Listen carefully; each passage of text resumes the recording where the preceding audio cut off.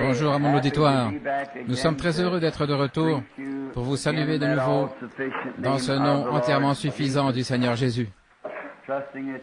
J'espère que vous avez passé une semaine glorieuse, remplie de ses louanges et de ses bénédictions. En arrivant ce matin, j'ai rencontré un petit garçon là-bas et il m'a donné une petite plaque de l'ange gardien veillant sur deux petits-enfants. Et je ne savais pas que c'était le petit Dalton, le garçon des Dalton. Il y a quelques semaines, environ 2 semaines, un père chrétien, avait présenté une requête pour sa fille adolescente, qui n'était pas encore chrétienne, alors qu'il était dans la ligne de prière.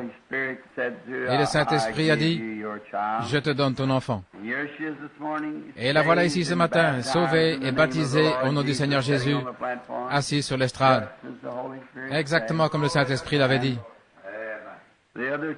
Et les autres enfants sont tous assis là autour. Je sais que la famille Dalton est heureuse. Je vois la petite dame qui a fait prier pour son bébé dimanche passé. On pensait qu'il allait mourir. Je vois qu'il est toujours avec nous ce matin. Nous sommes vraiment contents pour sa sœur.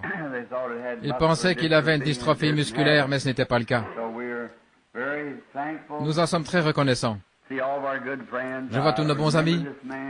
Je me rappelle que cet homme ici qui est venu me voir pour un entretien particulier à Chautauqua une fois, je crois. J'ai pris le petit déjeuner avec vous et votre épouse et vos enfants. Oui, les enfants aussi, à Middletown. J'ai oublié ce nom. Je dis toujours Chautauqua. Beaucoup de mes bons amis, frère Charlie Cox et sœur Nelly, vous avez été pour moi comme un deuxième foyer. C'est comme si vous étiez mes enfants. Je vais là-bas. Je passe la plus grande partie de mes moments de détente là-bas. C'est le meilleur chasseur d'écureuils au Kentucky quand je suis en Indiana. Et Charlie, je te le dis, j'ai vraiment hâte, j'ai vraiment envie d'aller attraper quelques perches d'Amérique et quelques perches arc-en-ciel avant de repartir là-bas. J'ai vraiment l'impression que ça ne me ferait pas de tort. Et il y a frère Parnell de Caroline du Sud, et il y en a tellement là de différents qui sont venus de différents endroits pour nous visiter. Nous n'avons pas de membres comme tels, nous avons simplement de la communion les uns avec les autres. Alors que le sang de Jésus-Christ, le Fils de Dieu, nous purifie de toute iniquité. Maintenant, nous sommes en train d'avoir une étude merveilleuse, simplement glorieuse. Je sais que moi je l'apprécie et je sais que vous tous, vous l'appréciez aussi. Je commence parfois dans la journée à parler ou à lire à ce sujet. Je prends 2 versets, me voilà partir dans les Écritures et tout à coup, je me rends compte que j'ai déjà parcouru de la Genèse à l'Apocalypse. Vous savez, j'aimerais prendre du temps pour que nous prenions le livre des Hébreux. Quand ce sera la saison de la chasse à l'écureuil, disons, vers octobre, août, vous savez, et nous fassions une étude suivie jusqu'à ce soit le moment de partir outre-mer. L'Épître aux Hébreux ou sur le livre de l'Exode. De quelle façon l'Exode, alors qu'il fait sortir son peuple d'Égypte, un Exode, c'est un type merveilleux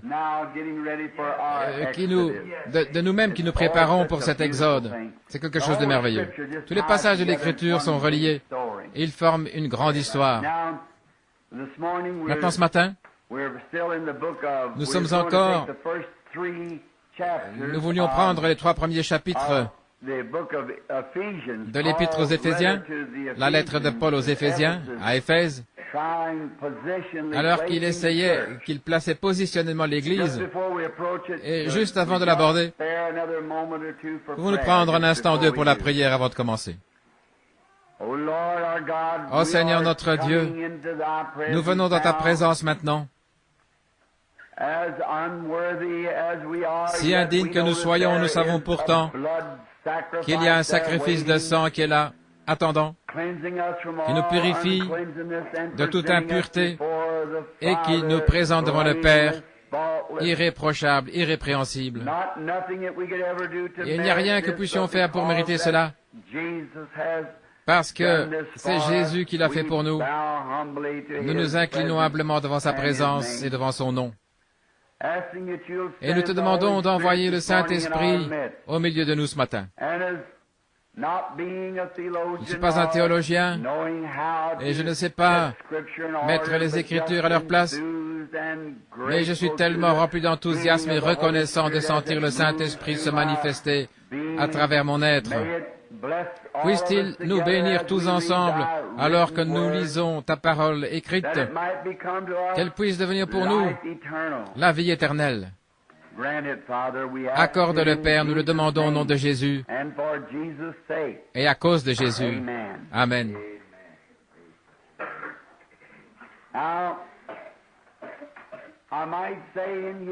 Maintenant, je pourrais commencer par dire ceci.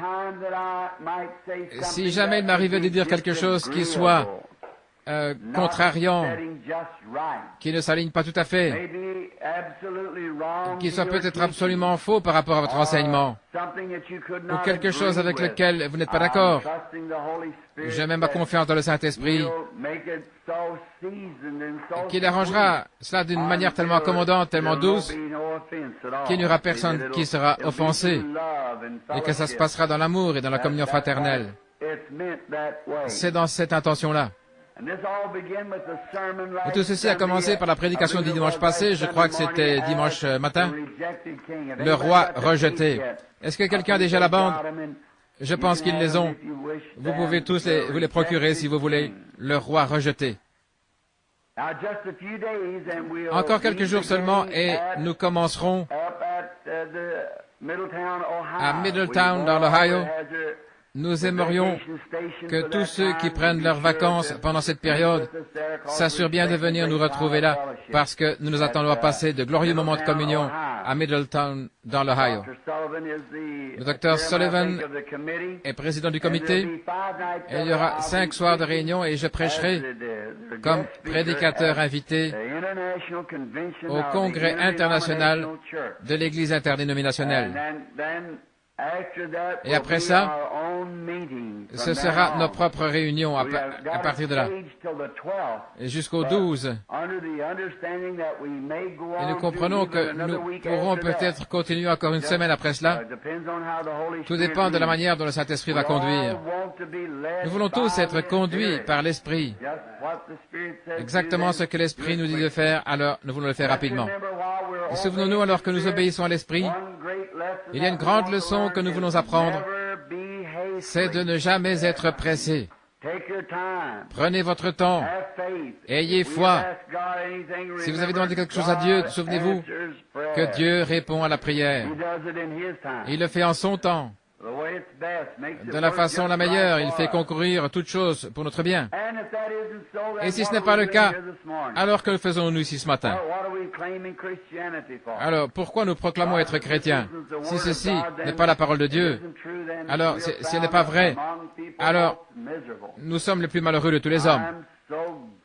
Je suis si content d'être de tout cœur avec un grand nombre de personnes ici qui savent que ceci est la parole infaillible de Dieu. Et elle est la vérité, chaque parole, chaque phase. Et avec la grâce de Dieu, j'ai eu le privilège de voir le pays vers lequel nous irons un jour.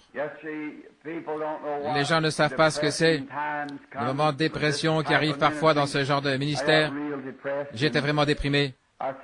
Et j'ai dit à mon épouse, je voudrais simplement partir. Elle dit, pourquoi tu dis ça, Bill? Oh, ici, j'ai des problèmes et tout. Alors, c'est comme si le Saint-Esprit me disait, est-ce que tu cherches à contourner tes problèmes? Est-ce que tu cherches à les fuir? Voyons. Non, j'ai dit que je me tienne debout face à tout ça, que j'affronte la chose. Tu vois? C'est tellement mieux. Honnêtement. Vraiment. Je dis ceci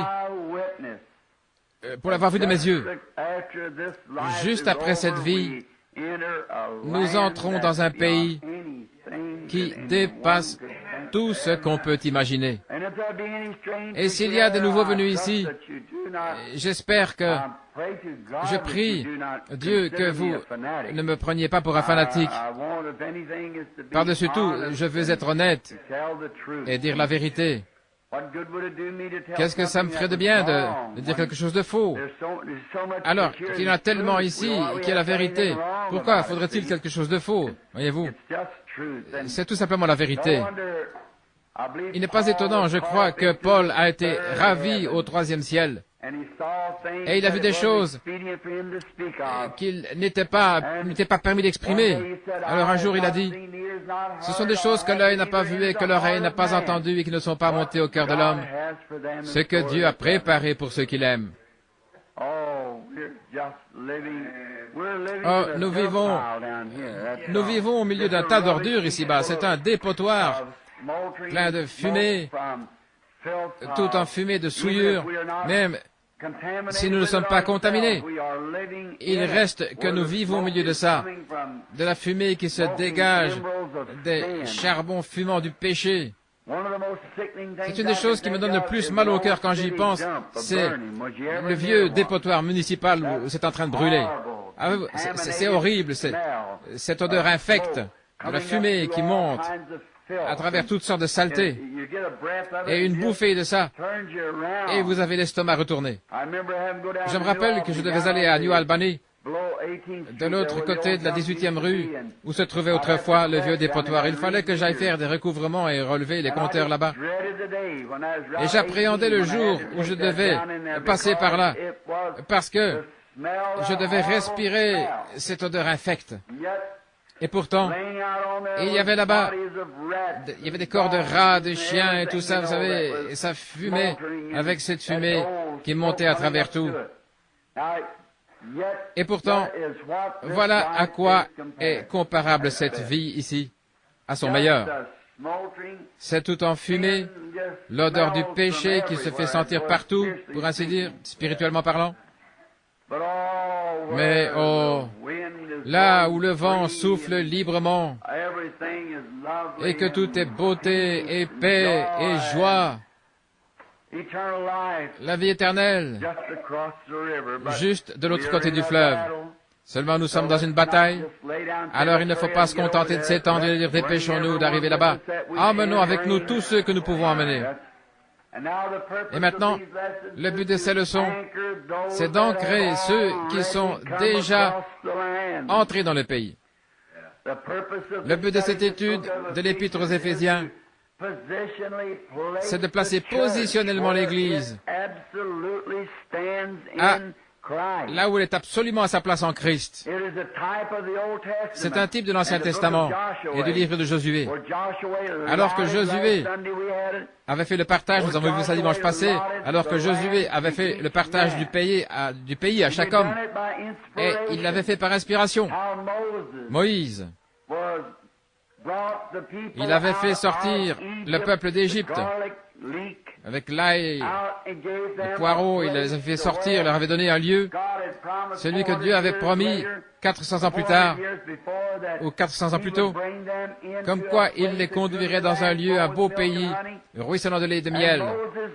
Et Moïse a conduit les enfants d'Israël jusqu'au pays, mais il ne les a pas fait traverser. Et Jésus, au peuple spirituel, le Saint-Esprit nous avait été promis dès le commencement. Jésus nous a conduits jusqu'à la promesse. Mais le Saint-Esprit est venu comme Josué pour prendre la relève et conduire et diriger et prendre possession du pays ou prendre possession de l'Église. Nous voyons basiquement, maintenant ici, il se pourrait peut-être que des gens se trouvent que je suis blessant et que je veux manquer d'égard envers les frères. Ce n'est pas ça. Dieu est mon juge, ce n'est pas ça, voyez-vous. Je veux simplement attirer votre attention sur quelque chose qui est la vérité. Nous avons choisi des hommes comme conducteurs au lieu de la conduite du Saint-Esprit. Nous avons voulu que ce soit l'homme qui nous donne notre part et qui nous conduisent. Que des dénominations, comme les méthodistes, les baptistes, les presbytériens, les luthériens, l'Église de Christ, les pentecôtistes et différentes dénominations, que ce soit une organisation qui serve d'exemple. Et nous suivons ça. Nulle part dans la Bible nous est-il dit de faire une chose semblable. Il n'y a pas un seul passage des Écritures dans toute la Bible de Dieu où il n'est jamais organisé l'Église, ni parlé d'une organisation. Pas un seul endroit dans la Bible. Ça a toujours été contraire. Il ne veut pas que nous nous conformions aux choses du monde. Il veut que nous soyons particuliers, mis à part. Je ne veux pas dire d'être ridicule, mais je veux dire un peuple appelé à sortir. Une nation sainte, bénie, menant des vies irréprochables, en agissant et en nous conduisant exactement comme lui se conduirait. Alors nous sommes son ouvrage, ayant été créés en Christ Jésus pour de bonnes œuvres. Maintenant, mercredi soir, beaucoup d'entre vous n'étaient pas là mercredi, mais je crois que c'est au verset 3. Non, c'est le verset 5. À l'adoption ou le placement des gens. Dieu cherche à placer les siens. Et quand Dieu en place un, alors toute l'Église veut être comme celui-là. Avoir le même genre de choses, faire la même chose. Nous sommes taillés différemment. Nous sommes faits différemment. Nous avons des natures différentes et nous sommes placés positionnellement différemment. Chacun pour un travail différent. Peut-être que l'un, c'est pour un genre de travail plus petit et l'autre pour un travail de plus grande envergure. Je crois que c'est David ou l'un des prophètes, je ne me souviens plus, qui disait « Je préfère être un paillasson dans la maison du Seigneur plutôt que d'habiter dans les tentes des méchants. » Maintenant, nous allons nous arrêter juste une seconde sur l'adoption. Verset 5. Parce que nous voulons continuer à avancer le plus possible. Et souvenez-vous du thème. C'est entièrement sur le placement. Combien comprennent cela? Je voudrais vous l'entendre. En un seul mot, le placement. Le corps de Jésus-Christ. Positionnellement. En Christ. Où c'est le Saint-Esprit qui nous conduit. Vas-y, voilà. Maintenant, nous y sommes. Nous plaçons positionnellement. C'est ce que l'Épître aux Éphésiens doit faire. Et observez ce docteur remarquable qui est Paul. La première chose qu'il fait, c'est d'éliminer toute idée de chute. Éliminer définitivement toute idée du genre « Je suis chrétien aujourd'hui et demain je suis fichu et le lendemain Dieu m'a condamné et le jour suivant je suis de retour. » Ça ne tient pas debout. Cet épître n'est pas destiné à un enseignement d'évangélisation, à des prédicateurs d'évangélistes. Je n'aborde pas ces choses-là quand je suis sur le champ missionnaire. Je les apporte à l'Église. Paul l'a adressé aux saints, ceux qui sont appelés, préservés, et qui sont remplis et mis à part, et dans le Saint-Esprit, déjà dans le pays de Canaan. Il essaie de leur dire la première chose, débarrassez-vous de l'idée que vous allez être perdu, que vous allez faire ceci, et que vous avez peur de ceci. N'ayez peur de rien. Car il essaie de vous dire où vous en êtes, qui vous êtes, quelle est votre position. Maintenant, vous pouvez faire des fautes. Chaque fois que vous ferez quelque chose de mal, vous allez recevoir le salaire de ça. Oui, monsieur. Vous récolterez ce que vous aurez semé. Mais ça n'a rien à voir avec votre salut. Quand vous êtes né de l'Esprit de Dieu, vous avez la vie éternelle et vous ne pouvez pas plus mourir que Dieu peut mourir. Vous faites partie de Dieu, vous êtes un fils de Dieu. Je suis né un Branham. Vous aurez beau me donner un autre nom, ça n'empêchera pas le moi du monde que je sois toujours un Branham. Je suis né un Branham, je serai toujours un Branham. Il se peut qu'un jour je sois tellement défiguré et tout déformé par l'arthrite que j'ai un accident d'automobile qui me mette en pièces, si bien que je ressemble à un animal, mais je serai quand même un Branham. Pourquoi? Il y a du sang de Branham à l'intérieur. Voilà ce que vous êtes. Et tant que Dieu a fait de vous, maintenant souvenez-vous, je ne parle pas à ceux qui sont en dehors de Christ, je parle de ceux qui sont en Christ. Comment entre-t-on en Christ? Par un seul esprit, E majuscule S-P-R-I-T, ce qui veut dire, par un seul Saint-Esprit, nous sommes tous baptisés dans un seul corps. Comment y entrons-nous? Par le baptême d'eau? Je suis en désaccord avec vous, les baptistes et l'Église de Christ. Ce n'est pas par le baptême d'eau. Ah, nullement, en aucune manière. Dans Corinthiens 12, c'est par un seul esprit, le Saint-Esprit, qui nous fait entrer dans ce corps. Et nous sommes autant en sécurité que ce corps-là est en sécurité. Dieu l'a promis. Comment Dieu pourrait-il le juger de nouveau alors qu'il est allé au calvaire? Il est allé à Golgotha, il a été battu, meurtri, il ne pouvait pas guérir, il ne pouvait même pas prononcer un mot presque. Pourquoi? Il portait les péchés du monde sur lui. Non pas parce qu'il était un pécheur, mais il a été fait péché pour moi et pour vous.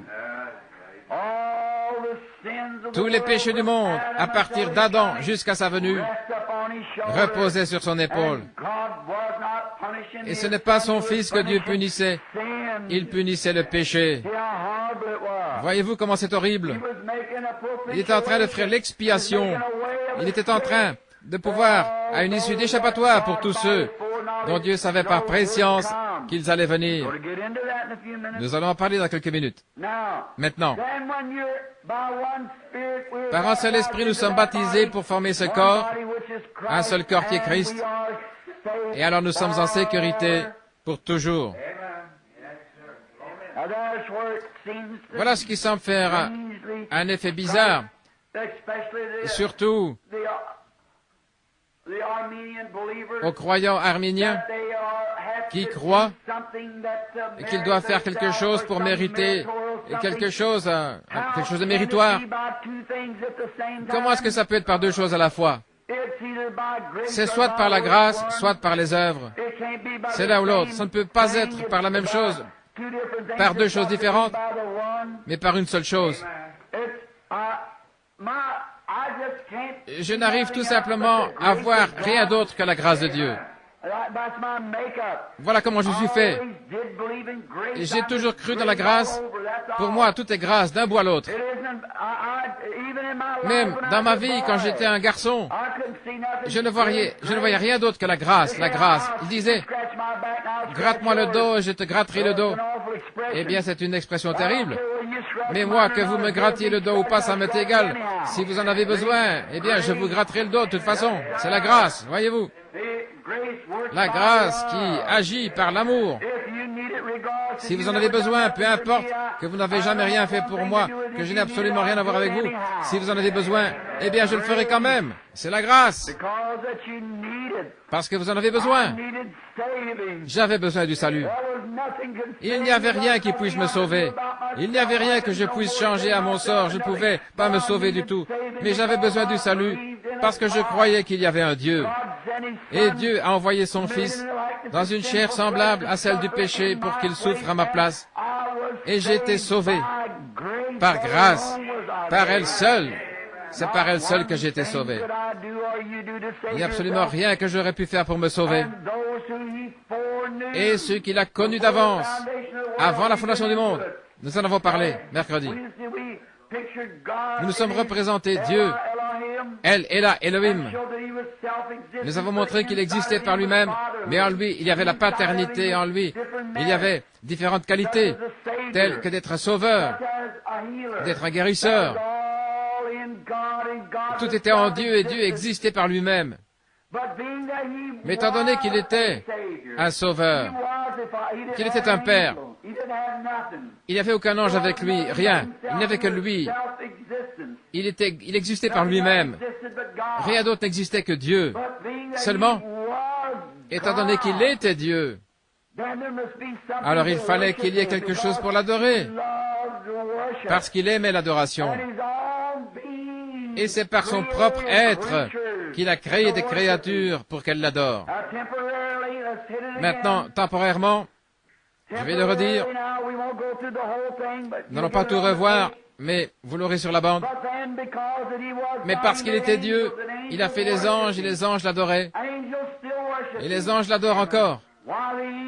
Mais les anges qui sont dans la présence de Dieu ont 6 paires d'ailes, 6 ailes. Ils en ont 2 dont ils se couvrent la face, 2 sur les pieds et 2 dont ils se servent pour voler. Et jour et nuit, ils crient « Saint, Saint, Saint, Dieu Tout-Puissant ». C'est ce que disent les Écritures. Ils l'adoraient. Quelque chose avait été créé pour l'adorer. Ensuite, à l'intérieur de lui, il y avait l'attribut d'être un sauveur. Comment une de ces créatures-là, alors qu'il n'y avait aucun péché, aucune idée de péché, comment l'une d'elles aurait pu être perdue? Ça ne pouvait pas être. Alors quelque chose qui pourrait être perdu devait être créé pour qu'il puisse être un sauveur. En lui, il y avait un guérisseur. Croyez-vous qu'il est un sauveur? Croyez-vous qu'il est un guérisseur? Mais alors, qu'en serait-il s'il n'avait rien à sauver, ni rien à guérir? Voyez-vous? Il fallait que quelque chose soit créé comme ça. Maintenant, il ne l'a pas créé comme ça. Seulement, il a donné à l'homme le libre arbitre. Si tu choisis ceci, tu vivras. Si tu choisis cela, tu mourras. Et chaque homme qui vient au monde est placé devant le même choix encore aujourd'hui. Dieu, par sa préscience, savait qui accepterait et qui n'accepterait pas. La question m'a été posée hier par un théologien qui assistait aux réunions ou écoutait la bande. Il disait une question. Il disait, si Dieu est omniprésent, alors il disait, il pourrait être partout. J'ai dit, il n'est pas omniprésent au sens propre du mot omniprésent. Il ne peut pas être un être tout en étant omniprésent. S'il est omniprésent, pourquoi prierait-on pour recevoir le Saint-Esprit? S'il est omniprésent, il remplit chaque fente, chaque coin, chaque crevasse, chaque cellule, fibre et tout le reste. J'ai dit, pourquoi a-t-il cherché Moïse à la fin s'il est omniprésent? Pourquoi a-t-il parcouru le jardin d'Éden dans tous les sens en criant « Adam, Adam, où es-tu » s'il est omniprésent?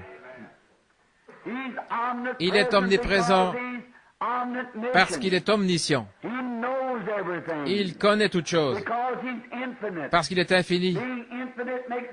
Étant infini, cela fait qu'il est omniprésent, et comme il est omniprésent, comme il est infini, alors il est dans les cieux, il habite dans un lieu, puisqu'il est un être.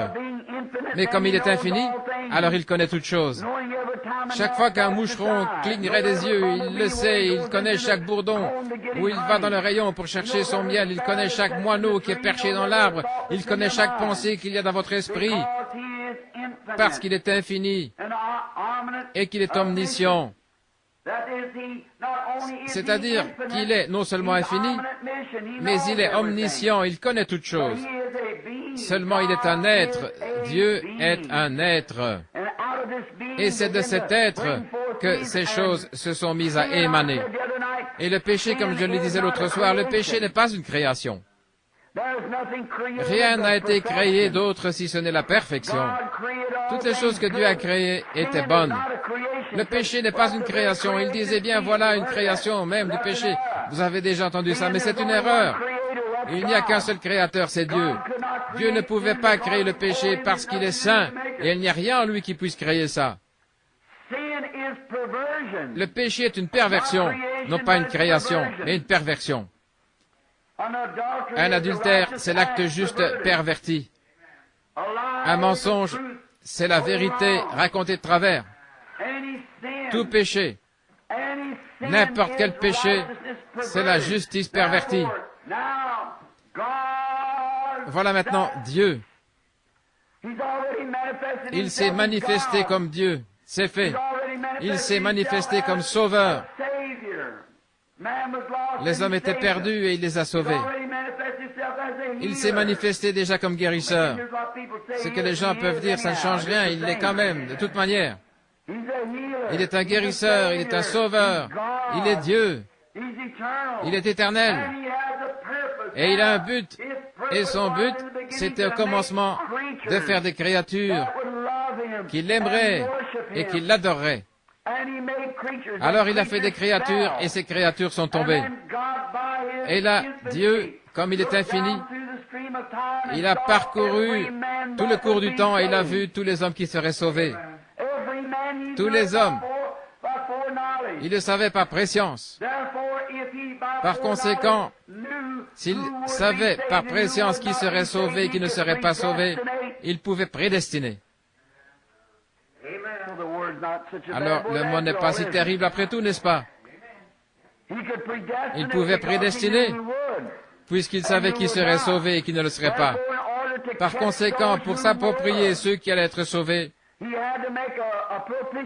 il devait faire une offrande propitiatoire pour leurs péchés. C'est seulement quelques versets plus loin. On va y arriver. Il nous a prédestinés à la vie éternelle, car il savait qu'il y en aurait qui renonceraient à tout. Peu importe combien les enfants du monde considéreraient la chose avec indifférence, pour eux ça ne changerait rien, parce qu'ils étaient des enfants de Dieu. Et il les a appelés, et il a envoyé Jésus, afin que son sang soit une expiation, le sang d'expiation, qui agisse comme une offrande propitiatoire, comme acceptation ou comme purification. Un processus de purification qui continuellement, pas simplement une fois à une réunion de réveil, mais il est toujours vivant pour intercéder et qui fait que le chrétien reste pur jour et nuit. Il y a le sang de Jésus-Christ qui fait que nous sommes acceptés par la croix là-bas, dans la présence de Dieu, qui nous purifie constamment, jour et nuit, de tout péché. Et nous sommes gardés en sécurité. Gardés comment? Par le Saint-Esprit. Gardés dans le corps du Seigneur Jésus en sécurité. Celui qui entend mes paroles et qui croit, celui qui m'a envoyé à la vie éternelle et ne viendra jamais en jugement, mais il est passé de la mort à la vie. Plus de jugement. Le chrétien n'ira jamais en jugement. Christ y est allé pour lui. Mon avocat a pris ma place. Il a plaidé ma cause comme quoi j'étais ignorant. Il a dit au Père que je n'étais pas digne, que j'étais ignorant, mais qu'il m'aimait et qu'il avait pris ma place et il a plaidé ma cause et aujourd'hui je suis libre. Oui, monsieur. Et il a versé son sang là-bas comme offrande pour notre péché. Vous vous souvenez mercredi? Les chrétiens pêchent, mais un pécheur ne peut pas pécher. Un pécheur ne pêche pas parce qu'il est un pécheur. Il est simplement un pécheur dès le départ, un point c'est tout. Tenez par exemple le dos de ce livre. Il est noir. Dans quelle proportion est-il noir? Il est tout noir. Il n'y a aucune partie blanche dessus, il est tout noir. Vous dites, cette partie-ci, non, pas du tout, il est tout noir. Il est tout noir. C'est comme ça qu'il est un pécheur. Il est simplement condamné dès le départ.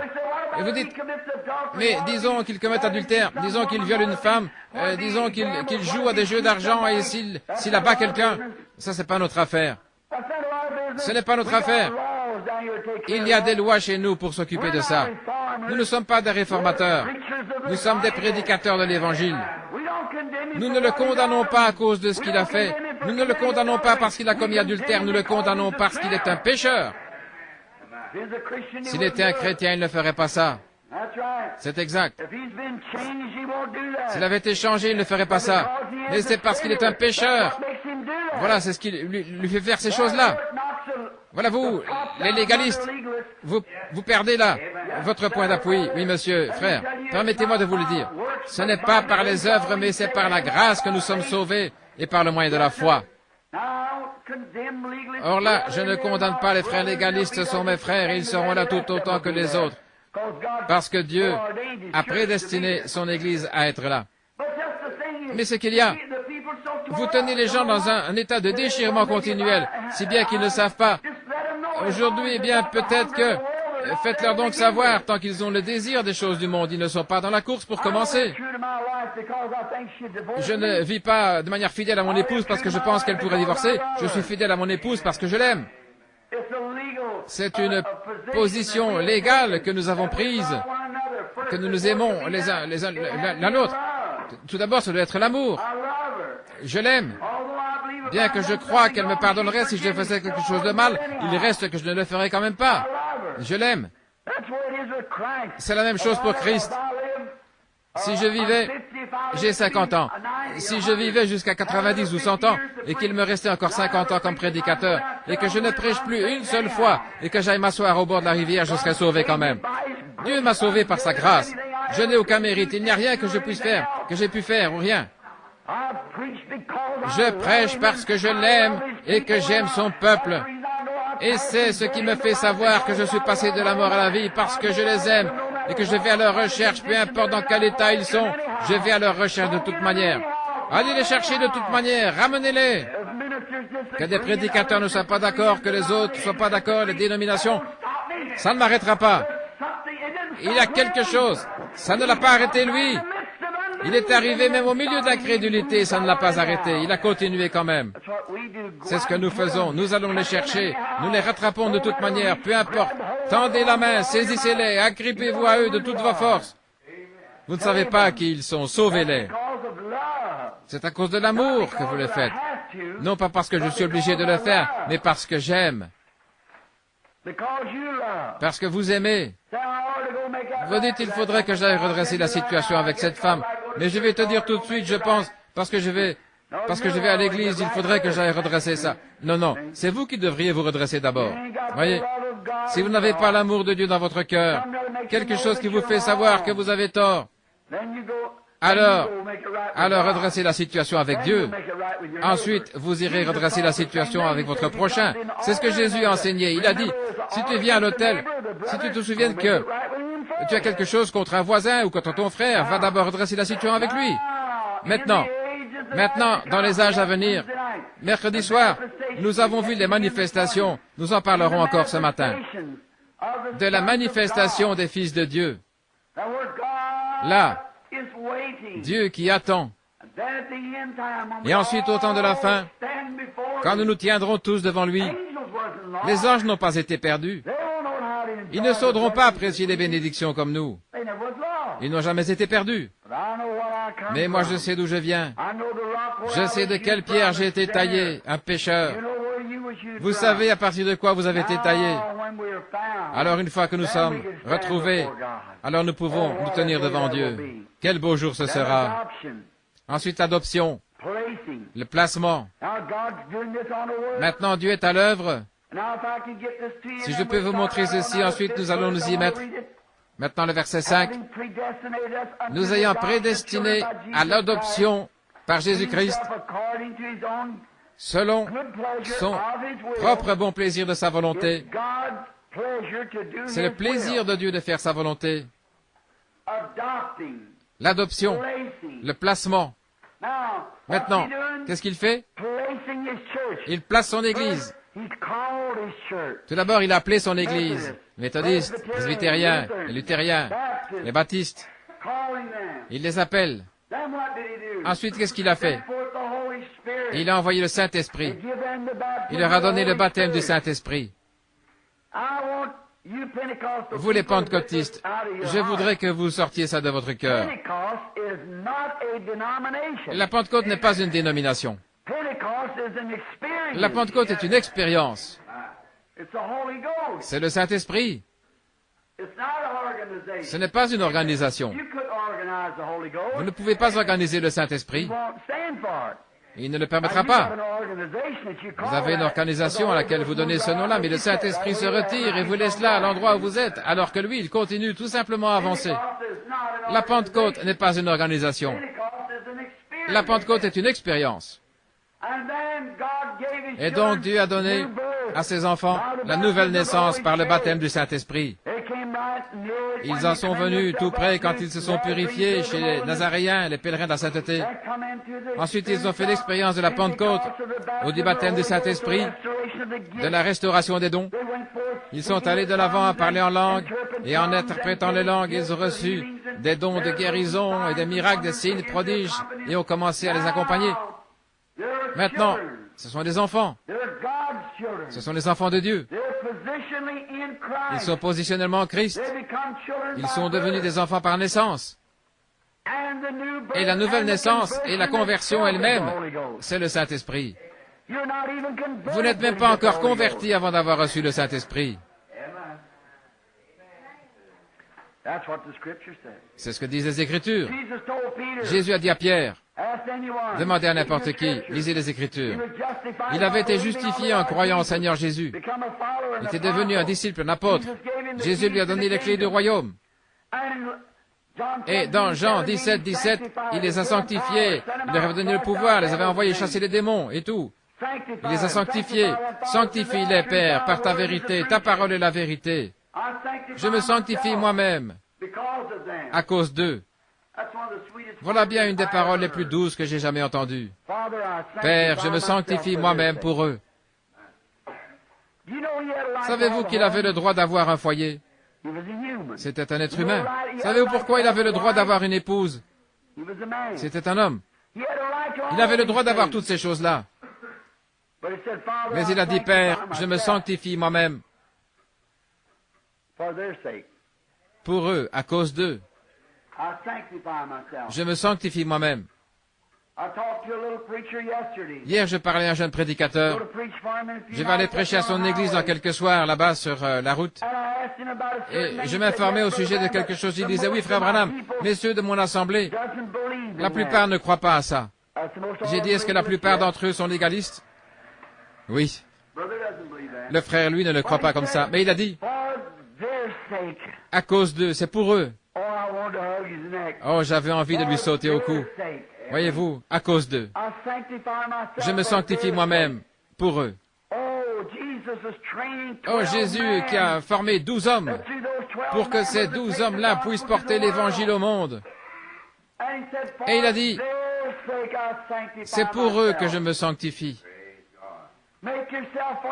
Faites-le pour votre voisin, pour quelqu'un d'autre. Ne faites pas de votre liberté un voile, a dit Paul, mais sanctifiez-vous. Conduisez-vous dans le voisinage comme un vrai chrétien devrait se conduire. Dans vos rapports, si vous rencontrez votre ennemi, sanctifiez-vous pour lui. Vous ne savez pas ce que vous pourriez faire. Maintenant, placez le Fils. Tout d'abord, après que le Fils soit arrivé, alors il était un fils, mais ensuite, c'est son comportement qui le mettait en position de l'adoption. S'il se conduisait correctement ou pas. Le pentecôtisme, maintenant souvenez-moi, permettez-moi de démontrer que la Pentecôte n'est pas une dénomination. Combien y a-t-il de baptistes ici qui étaient baptistes et qui ont reçu le Saint-Esprit? Levez la main. Oui? Combien y a-t-il de méthodistes ici qui ont reçu le Saint-Esprit? Levez la main. Combien y a-t-il de Nazaréens ici qui ont reçu le Saint-Esprit? Levez la main. Presbytériens qui ont reçu le Saint-Esprit. Voyez? Les luthériens. D'autres dénominations qui ne faisaient pas partie de la Pentecôte du tout, qui faisaient simplement partie d'une dénomination, qui ont reçu le Saint-Esprit. Levez la main. Alors la Pentecôte n'est pas une dénomination, c'est une expérience. Donc Dieu vous a fait entrer dans le corps de Christ. Maintenant, qu'est-ce qu'il fait? Après que vous ayez fait vos preuves, que vous êtes sanctifiés par votre bonne conduite, que vous êtes obéissants au Saint-Esprit, sans tenir compte de ce que le monde peut dire. Je vais frotter très fort là, oui. Je ne veux pas être blessant. S'il vous plaît.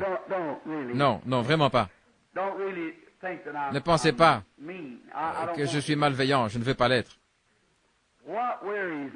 Ce qui me mine, c'est quand je prêche aux gens cette vérité qui a été envoyée de Dieu et qui font demi-tour et ils continuent à faire exactement la même chose tout en prétendant qu'ils ont le Saint-Esprit. C'est bien simple, ça vous ravage. Quel est le problème? Ils retournent tout de suite à la même chose. Exactement comme les enfants d'Israël.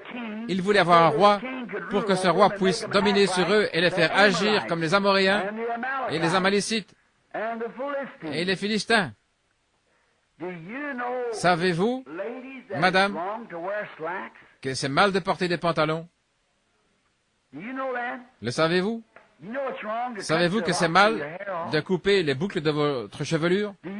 Savez-vous, monsieur, que vous agissez mal de continuer à fumer et à vous conduire comme vous le faites? Savez-vous que vous agissez mal en n'étant pas le mari de votre foyer?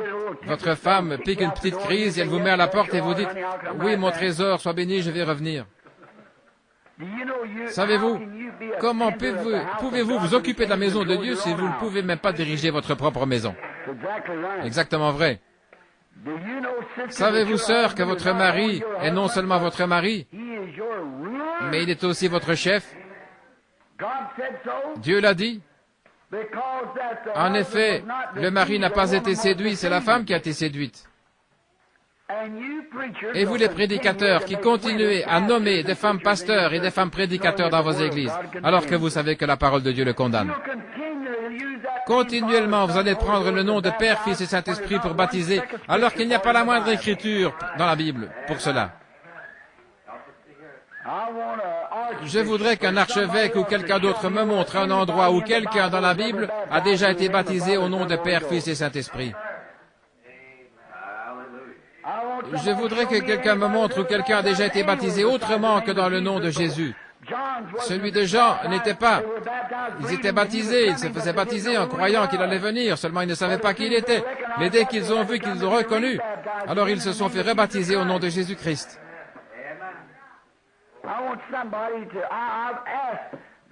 J'ai demandé aux assemblées de Dieu, aux autres prédicateurs, aux baptistes, aux presbytériens et tout. Ils refusent, ils ne veulent pas en parler. Je voudrais voir l'Écriture. Et alors, c'est moi le fanatique. C'est moi qui suis fou, c'est moi qui ai perdu la raison, je suis dingue. Rien que parce que j'essaie de vous dire la vérité. Mais ça, je vous parle honnêtement, les frères. Si un homme se donne à Dieu, il faut vous donner complètement à Dieu, de fond en comble. Vous êtes mis à part, vous êtes une créature différente. Il y a beaucoup d'appelés, mais peu d'élus. Oui, il y a beaucoup de gens qui sont appelés. On en appelle dans son cœur, oui, je crois que Dieu m'aime, je le crois. Mes frères, vous serez tout aussi perdus que les autres. En effet, ils vont se présenter ce jour-là et ils vont dire, Seigneur, j'ai chassé les démons en ton nom, j'ai fait tout le reste en ton nom, j'ai fait des services de guérison, j'ai prêché l'évangile, j'ai chassé les démons. Et Jésus dira, sortez d'ici, je ne vous connais pas, hypocrite. Voyez-vous, c'est celui qui fait la volonté de mon Père. Pourquoi est-ce que les gens ne le voient pas? Je ne sais pas. Je sais que c'est froissant. Je ne fais pas exprès de vous blesser. Je ne veux pas être ainsi. Mes frères, il me semble que nous sommes au temps de la fin. Et Dieu est en train d'adopter, de placer positionnellement dans l'Église, dans le corps de Christ, les siens. Il ne va pas en placer beaucoup là, ça je peux vous le dire dès le départ. Dites, oh bien, il y en aura un si grand nombre. Mais ça fait déjà 6000 ans qu'il les a fait sortir. Souvenez-vous, la résurrection a lieu et nous sommes enlevés avec eux. Et il n'y en aura que quelques-uns. Voyez-vous, travaillez à votre propre salut. Dépêchez-vous, examinez-vous pour voir ce qui ne va pas. Pour voir les problèmes. Je sais que c'est dur à entendre, mes frères, c'est la vérité. C'est la vérité de Dieu, l'adoption. Nous devrions être tellement remplis d'ardeur pour Dieu. Nous devrions être à l'œuvre jour et nuit. Rien ne devrait nous arrêter. Et nous devrions être tellement gentils et tellement aimables est tellement bon et tellement semblable à Christ dans nos vies. C'est une vie de tous les jours. Jésus a dit, considérez comment croissent les lys des champs. Ils travaillent, ils filent. Cependant, je vous le dis que Salomon, dans toute sa gloire, n'était pas revêtu comme l'un d'eux. Salomon avait de somptueux habits, de soie brodée et tout. Ce n'était pas de ça qu'il parlait. Pour qu'un lys puisse croître, il doit travailler la nuit et le jour. Pourquoi est-ce que vous préférez aller vous accrocher au petit bout de la corde? Si le juste se sauve avec peine, que deviendront le pécheur, c'est-à-dire l'incroyant, et l'impie, l'homme qui entend la parole, mais qui refuse d'y marcher?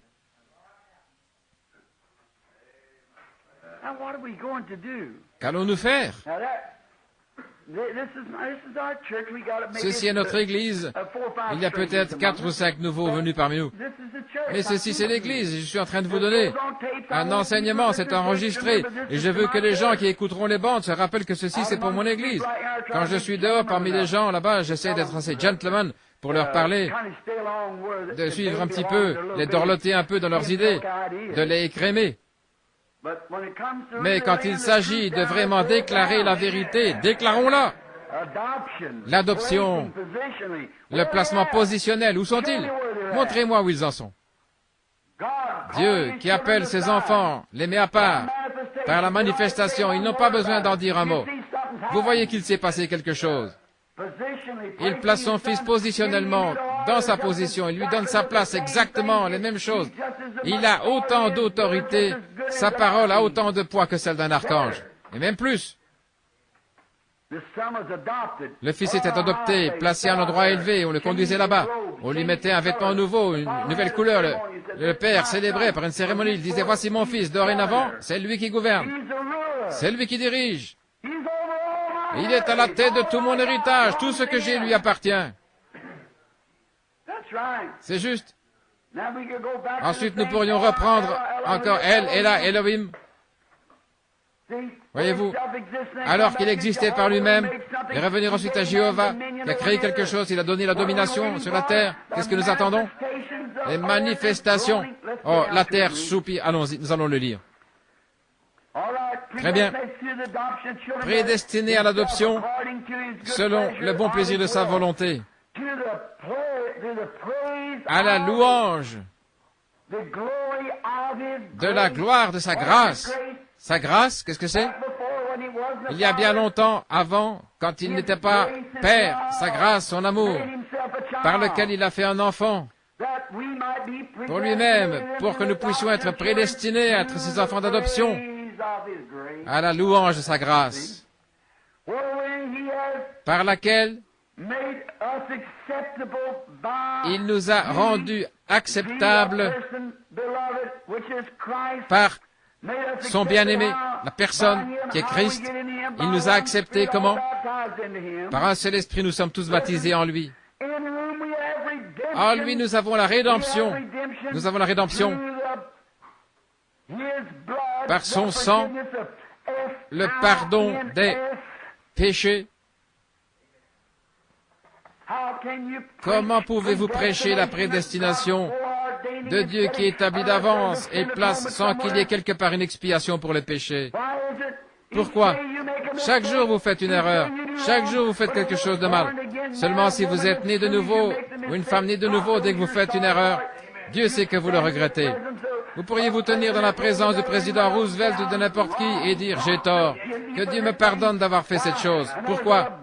C'est là que le sang de l'expiation, vous remarquez, ce sont des péchés. Un pécheur est un pécheur. Il ne commet pas de péché. Mais l'Église commet des péchés. Elle agit mal. Elle a une mauvaise pensée, une mauvaise impression. Elle fait des fautes. Elle marche d'un pas chancelant comme un petit enfant qui marche, qui essaie d'apprendre à marcher. Il ne sait pas encore comment marcher, parce que c'est un petit garçon. Mais il y a une main qui descend vers nous, qui se tend vers nous. Il nous attrape, il nous stabilise. Et il dit, fais comme ceci, mon petit gars. Il ne va pas nous prendre et nous donner une fessée parce que nous faisons une erreur. Il ne nous frappe pas à mort parce que nous essayons de marcher. Il nous aime comme nous aimons nos enfants. Un vrai papa ne donnera pas une correction à son enfant s'il tombe par terre en essayant de marcher. Il va lui tendre la main, une main forte, il va le relever, et il va le prendre avec ses deux mains et lui dire, « C'est comme ceci que tu dois faire, fiston, marche comme ceci. » C'est comme ça que Dieu fait pour son Église. Il lui tend la main, il le prend dans ses bras. Il le relève et dit, « Marche comme ceci, fiston. Écoute, ne le dis pas comme ça, dis-le ainsi. Peu importe ce que l'Église dit, ce que celui dit, ou celui-là, fais comme ceci. Comme ceci. C'est ceci qu'il faut. Si ma parole... Tiens-toi ma parole, marche avec elle. Peu importe ce que les autres peuvent dire. Toi, tiens-toi ma parole. C'est comme ça que tu dois faire tes pas. Nos péchés. Un amour qui a expié nos péchés. Sinon, nous n'aurions jamais de chance. Comment nous pourrions vraiment nous ancrer là, à ces paroles-là, selon la richesse de sa grâce, que Dieu abondamment, que Dieu a de manière abondante répandu. Il l'a répandu abondamment sur nous par toute espèce de sagesse et d'intelligence. Toute la sagesse qu'il a répandue abondamment sur nous, par toute espèce de sagesse, pas celle du monde. La sagesse du monde est une folie pour lui, et la sagesse de Dieu est une folie pour le monde. C'est comme le jour et la nuit, l'un ne peut pas s'entendre avec l'autre. Mais quand le soleil commence à se lever et que le jour paraît, alors la nuit se disperse dans tous les coins. De même, quand la lumière de l'Évangile commence à pénétrer, les choses du monde se mettent à disparaître. Alors, qu'est-ce qui se passe? Il répand abondamment la lumière du soleil sur ses enfants, qui marchent dans l'Esprit, conduits par l'Esprit de Dieu, remplis de l'abondance de sa grâce, par toute espèce d'intelligence et de sagesse, d'entendement, et avec la perspicacité pour savoir de quelle manière marcher. Si vous voyez ce que c'est mal, alors soyez prudents dans ce que vous faites, dans votre façon d'agir. Voyez-vous, vous êtes prudents dans votre façon de l'aborder. Soyez vraiment prudents. Regardez de près comment aborder la chose. Prudent comme le serpent, simple comme la colombe. C'est ce que Jésus a dit. Oh, ce sont des pépites, mes amis. On pourrait tout simplement rester là des jours et des jours. Ce sont des choses merveilleuses, n'est-ce pas? La prudence, la sagesse qu'il a répandue abondamment sur nous, qu'il a déversée. Il ne nous a pas donné une petite cuillère, mais il a pris une grande pelle et il en a envoyé comme ça continuellement. Il a répandu abondamment sur nous la sagesse et aussi la prudence de sa grâce. Oh, grâce étonnante, combien le son en est merveilleux. Que Dieu a répandu abondamment sur nous par toute espèce de sagesse et d'intelligence, nous ayant fait connaître le mystère de sa volonté. À qui parle-t-il? Aux dénominations? Je vous en prie, mes frères, ne pensez pas que je déprécie votre dénomination. Ce n'est pas ça. Ce que j'essaie de vous dire, c'est que la chose était fausse dès le départ. Jésus a dit allez prêcher l'Évangile, et nous sommes allés former des dénominations. C'est pour cette raison-là que nous ne l'avons pas, que nous marchons selon la sagesse de l'homme. Si Calvin pouvait ressusciter. Tiens, il n'y a pas longtemps que je me suis trouvé près de la tombe d'un grand homme, un grand réformateur. Et je songeais, quel grand homme c'était. Il l'était. C'était John Wesley. Et je me suis dit, si John Wesley pouvait sortir de cette tombe aujourd'hui et qu'il voit l'état de son Église, il aurait honte de son nom. John Wesley était un homme rempli de piété, un tison arraché du feu, comme il le disait, comme il l'appelait. John Wesley était un homme saint, qui croyait en Dieu et qui le suivait pas à pas. Mais après la mort de John, ils ont dit, nous allons former une église en l'honneur de John. Nous allons former une église méthodiste, à cause de sa méthode, de la sanctification, comme seconde œuvre de la grâce. Alors ils ont formé une église, et aujourd'hui, ces hommes d'église-là renient tout ce que John Wesley représentait. John Wesley prêchait la guérison divine. John Wesley croyait au baptême du Saint-Esprit. John Wesley croyait à la restitution complète des dons. John Wesley, Martin Luther et beaucoup de ces grands hommes parlaient en langue et interprétaient. Et aujourd'hui, si vous parlez en langue dans une église méthodiste ou dans une église luthérienne, on vous met à la porte. Qu'est-ce qui se passe? En plein au temps où nous devrions placer des fils. Qu'est-ce qui se passe? Ils ont adopté autre chose parce qu'ils ne connaissent pas le mystère de Dieu. Et ils ne le connaîtront jamais par le moyen d'un séminaire. Laissez-moi vous lire quelque chose. Vous êtes d'accord? Très bien. J'ai écrit quelque chose ici. Voyons comment Paul, il s'agit ici de celui qui a enseigné ce message. Prenons Acte 9, 5 un instant. Cependant, Saul respirant encore la menace, ce petit juif méchant et colérique au nez crochu, les meurtres contre les disciples du Seigneur, se rendit chez le souverain sacrificateur. Et il lui demanda des lettres pour la synagogue de Damas, afin que, s'il trouvait, je vais aller à leur recherche. Si seulement je peux les trouver, oh là là, qu'est-ce que je vais leur faire? Si seulement je peux les trouver. Mais il était prédestiné. Qu'est-ce qui vous dit que le vendeur d'alcool là-bas n'est pas prédestiné à la vie?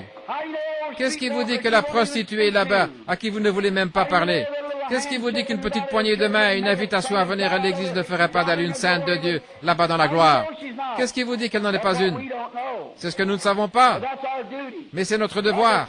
Comme le pêcheur qui a jeté son filet dans la mer et qui en a retiré. Il a ramené des grenouilles, des poissons, des lézards, des araignées et tout le reste. Il y avait aussi des poissons.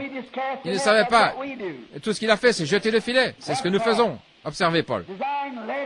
Demandant des lettres pour les synagogues de Damas, afin que s'il trouvait des partisans de la nouvelle doctrine d'hommes ou femmes, qu'il puisse les lier et les amener à Jérusalem. Frère, il était vraiment impitoyable. Comme il était en chemin, il s'approcha de Damas, et tout à coup, un prêtre est arrivé sur la route, le docteur F.F. Jones, et il lui a dit, il te faut une expérience de séminaire. Maintenant, mon garçon, après ça, je pense que Dieu pourrait t'utiliser. Ça serait terrible de voir un verset comme ça, n'est-ce pas? Mais ça tient autant debout, je ne dis pas ça pour plaisanter, ça tient autant debout que ce que nous en faisons aujourd'hui. Tu sais, ta mère était une brave femme, je crois que tu ferais un bon prédicateur. Regardez ce qui est arrivé. Et comme il était en chemin et qu'il s'approchait de Damas, tout à coup, une lumière. C'est surnaturel dès le départ. Une lumière venant du ciel resplendit autour de lui. Il tomba par terre, il entendit une voix qui disait, « Saul, Saul, pourquoi me persécutes-tu » Il a dit, « Qui es-tu, Seigneur » Et le Seigneur lui dit, « Je suis Jésus que tu persécutes. Il te serait dur de regimber contre les aiguillons. » Il était tremblant, il saisit d'effroi et il lui dit, « Seigneur, que veux-tu que je fasse » Et le Seigneur lui dit, « Lève-toi. Entre dans la ville, on te dira ce que tu vas faire. » Et les hommes qui l'accompagnaient continuèrent la route avec lui et ils trouvèrent un homme, Ananias là-bas, qui avait une vision. C'est surnaturel d'un bout à l'autre. Et ce vieux Saul, cette espèce de méchant personnage, Ananias là, avait une vision. Il avait dans sa maison. Il avait vu ça dans sa maison, c'était un prophète. Il était dans sa maison, il priait. Et il a vu un homme qui vient là-bas sur la route, il est aveugle comme une taupe et il s'appelle Saul, Saul de Tarse. Il a dit, Seigneur, j'ai entendu dire beaucoup de choses, ne m'envoie pas, je suis un petit homme, ne m'envoie pas après lui. Il a dit, mais voici, en chemin, je lui ai montré une vision. Je lui suis apparu dans la colonne de feu, je l'ai rendu aveugle. Mais alors complètement, il m'a fallu le rendre aveugle et le démolir avant que j'arrive à faire quelque chose de lui. Tu vois, il m'a fallu le débarrasser de toute sa théologien. Il était un grand homme dans une des églises là-bas, il avait tous son diplôme, il n'avait aucun besoin de parfaire son éducation à quoi que ce soit. Mais il a dit, ce qu'il m'a fallu faire, c'est de sortir tout ça de lui. C'est ce qu'il fallait. Il ne s'agissait pas de lui donner plus de la chose, mais de la faire sortir de lui. Je trouve que c'est là le problème. Aujourd'hui, pour beaucoup de membres du clergé, il faut sortir ça de vous, pour que Dieu puisse mettre le Saint-Esprit à l'intérieur. Il a dit, mais cet homme-là, il est terrible. Mais voici maintenant, il prie.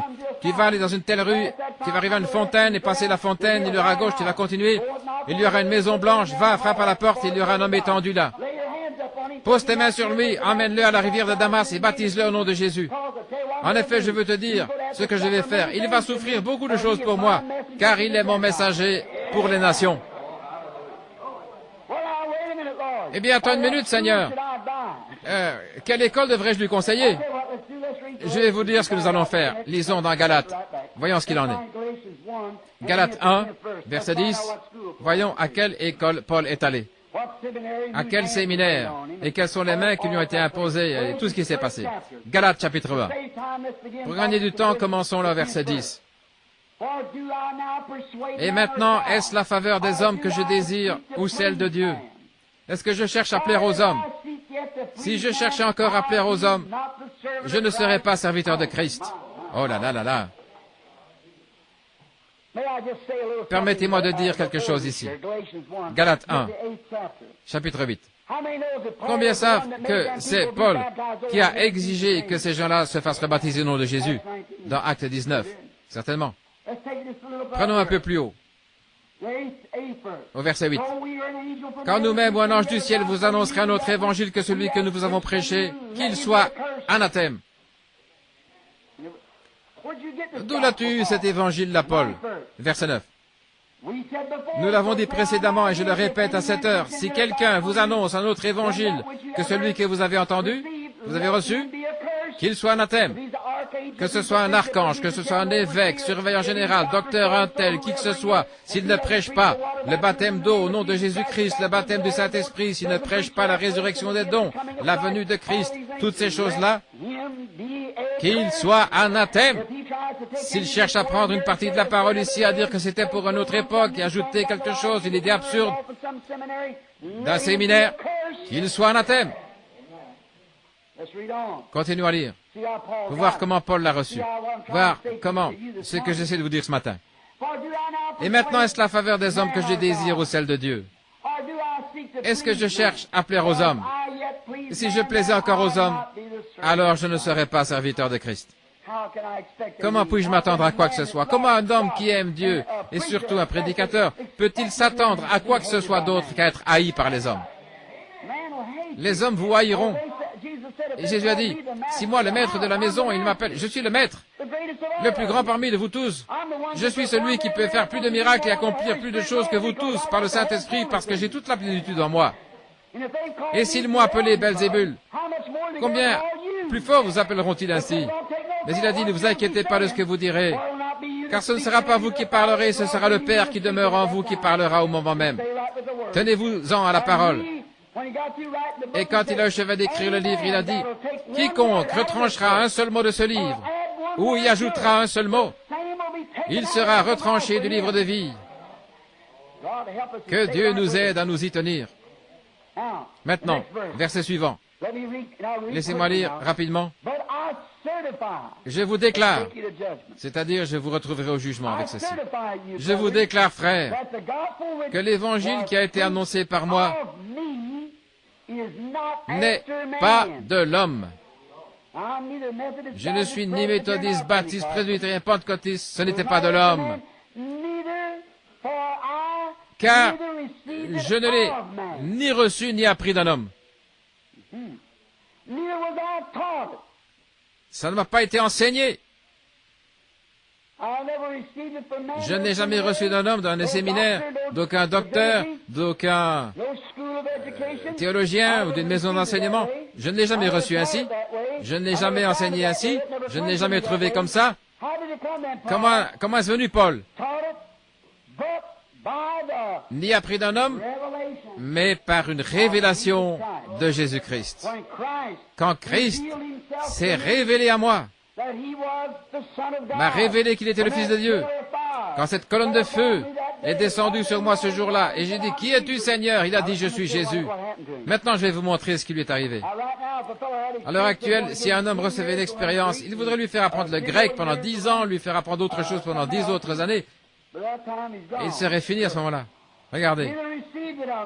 Je n'ai pas reçu d'un homme, ni appris, mais par la révélation de Jésus-Christ.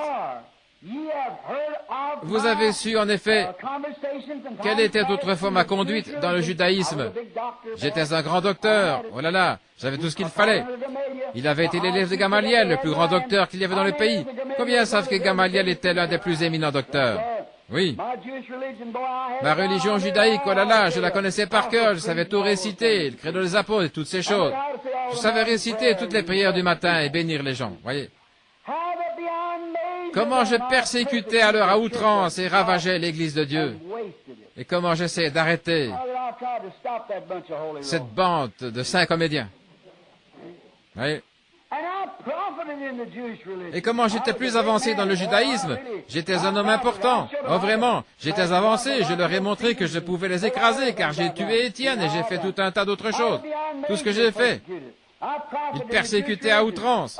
Comme j'étais plus avancé dans le judaïsme que beaucoup de ceux de mon âge et de ma nation, étant animés d'un zèle excessif pour la tradition de leur père. Maintenant, souvenez-vous, pas pour la parole de Dieu, mais pour la tradition de leur père, la tradition de l'Église, autrement dit. J'imagine que j'étais méthodiste jusqu'à la moelle, que j'étais baptiste jusqu'à la moelle, pentecôtiste. Ah oui, moi je veux être Dieu jusqu'à la moelle. Voyez-vous? Très bien. La tradition de mes pères. Mais lorsqu'il a plu à Dieu, oh là là, Paul, tu y viens, oh là, qui m'a mis à part dès le sein de ma mère, qui m'avait fait naître dans ce monde et qui m'a appelé par sa grâce, de révéler en moi son Fils. Comment ça? Le Saint-Esprit en moi. Il a plu à Dieu de me prendre, lui qui m'avait mis à part dès le sein de ma mère, de me donner le Fils, c'est-à-dire le Saint-Esprit, sous la forme de l'Esprit en moi, pour qu'il se révèle en moi. Oh là là. Oh, je crois que j'ai envie de crier là. Laissez-moi vous dire, frère, lorsqu'il a plu à Dieu, alléluia, lorsqu'il plut à Dieu, vous avez un père ivrogne, une mère, que Dieu te bénisse maman, je ne dis pas du mal de toi là, mais une mère qui ne connaissait pas plus Dieu qu'un lapin ne saurait ce que c'est des raquettes à neige, et un père qui se retrouvait étendu ivre dans la rue, et je n'avais même pas de chaussures pour aller à l'école, de longs cheveux me recouvraient la nuque, et tout le monde ici en Indiana me détestait parce que je venais du Kentucky, et comme c'était dégoûtant à voir, mais il a plu à Dieu. Amen. Il a plu à Dieu qui m'avait mis à part dès le sein de ma mère, de révéler son Fils en moi, en faisant de moi un ministre de la parole, qui s'en tiendrait directement à elle, par lequel il montrerait des visions, des signes, des prodiges et des miracles. Ah là là. Voyez-vous de quoi il parle?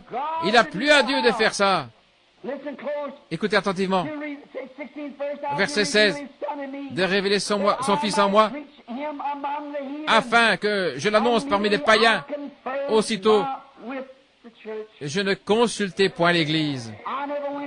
Je ne suis pas du tout allé voir un évêque pour lui demander quoi faire. Je n'ai pas du tout consulté ni la chair, ni le sang, ni aucune organisation, ni rien d'autre. Je n'ai absolument rien à voir avec eux. Je n'ai pas du tout consulté la chair ou le sang. Je ne suis pas monté à Jérusalem non plus, vers tous les grands et saints sacrificateurs et les saints pères et tout cela pour leur dire, maintenant savez-vous, j'ai eu une vision, que dois-je faire? J'ai eu en vision le Seigneur Jésus béni. Ils auraient dit, file d'ici, toi, espèce d'exalté. Voyons, qu'est-ce qui t'est arrivé? Non. Tous leurs diplômes, je les avais déjà.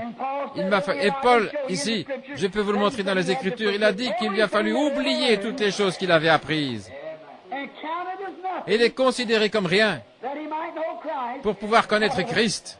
Oh!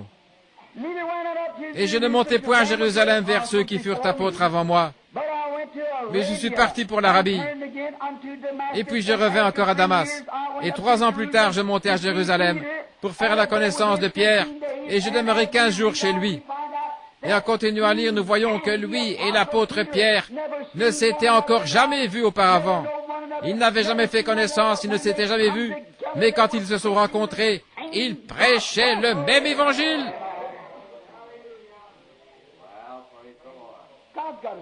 Dieu a une école. Oui. Ici, il y avait Pierre qui était là le jour de la Pentecôte, disant, repentez-vous chacun de vous, et soyez baptisés au nom de Jésus-Christ pour la rémission de vos péchés, et vous recevrez le don du Saint-Esprit. Philippe a dit, oh, comme c'est glorieux, moi aussi je dois faire quelque chose. J'ai reçu un appel pour la Samarie, il est allé, il s'est mis à témoigner dans la rue, et tout à coup une personne malade est arrivée, il lui a posé les mains, et le voilà qui se met à sauter, à bondir. Il dit, gloire à Dieu, ça y est, il s'est mis à avoir une réunion glorieuse. Il a dit, il vous faut tous le Saint-Esprit. vous devez être baptisés au nom de Jésus. Alors il les a tous emmenés là-bas, il les a tous baptisés au nom de Jésus. Et il a dit, viens Pierre, impose-leur les mains ici, et ils ont reçu le Saint-Esprit. Pierre, là, dans la maison de Corneille, la même chose. Paul ne l'avait même jamais vu, et il n'avait jamais entendu parler de lui. Mais il a traversé les contrées supérieures d'Éphèse, et il a rencontré quelques disciples. Il a rencontré un prédicateur baptiste, c'est bien ce qu'il était, Apollos, un homme de loi, converti, intelligent, brillant, qui se servait de l'Ancien Testament pour prouver que Jésus était le Fils de Dieu, oui. Un homme intelligent, il jubilait, ils étaient dans la joie, la Bible le dit. Lisez les chapitres 18 et 19 des Actes et vous verrez que c'est comme ça. Ils étaient dans la joie, ils dansaient dans l'Esprit, ils couraient partout, vous savez. Paul a dit, mais avez-vous reçu le Saint-Esprit depuis que vous avez cru? Et vous les frères baptistes, qui essayez de faire avaler ça aux gens, de leur dire que le texte grec dit « Avez-vous reçu le Saint-Esprit quand vous avez cru ?» Je vous mets au défi de m'apporter le texte grec. J'ai le texte grec original dans ma possession. J'ai aussi l'araméen et l'hébreu. Dans chacun d'eux, il est dit « Avez-vous reçu le Saint-Esprit depuis que vous avez cru ?» C'est par la foi que vous êtes sauvés. Votre foi en Dieu. Le sang vous garde pur du péché parce qu'il agit comme sacrifice. Le sang ne vous sauve pas, le sang vous garde pur. Vous êtes sauvés, comment dites-vous? C'est par la foi que vous êtes sauvés, et ce, par la préscience de Dieu qui vous a appelé. Vous êtes sauvés, et le sang fait l'expiation, il vous garde constamment pur. Et puis, d'un seul esprit, vous êtes baptisés pour entrer dans le Saint-Esprit, dans la communion avec les croyants, dans la communion avec le Saint-Esprit, afin d'être conduits par l'Esprit, accomplissant des signes et des prodiges. Attendant, continuez à avancer, attendez quelque chose. On va voir ça dans un instant. Je l'espère en tout cas. C'est à cette heure-ci que je t'avais demandé de me faire signe, n'est-ce pas? Je viens justement de regarder l'heure. Encore un peu plus. Combien de temps dure-t-il ce salut? Quel genre de salut est-ce? D'une église à l'autre? Prenons Hébreux 9, 11, une minute. On va aller voir combien de temps, prendre simplement quelques minutes. Prenons le livre des Hébreux. Voyons combien de temps ce salut dure. Quelle sorte de salut c'est? Lisons Hébreux 9, 11. Mais Christ est devenu souverain sacrificateur des biens à venir. Il a traversé le tabernacle le plus grand et plus parfait, qui n'est pas construit de main d'homme. C'est-à-dire, c'est encore Paul qui enseigne ici, qui n'est pas de la création. Il est entré une fois par son propre sang. Combien de fois? Il est entré une fois pour toutes, ayant obtenu le salut pour une semaine, jusqu'au prochain réveil. Quelle sorte? Éternel, une rédemption éternelle. Le mot éternel, qu'est-ce que ça veut dire?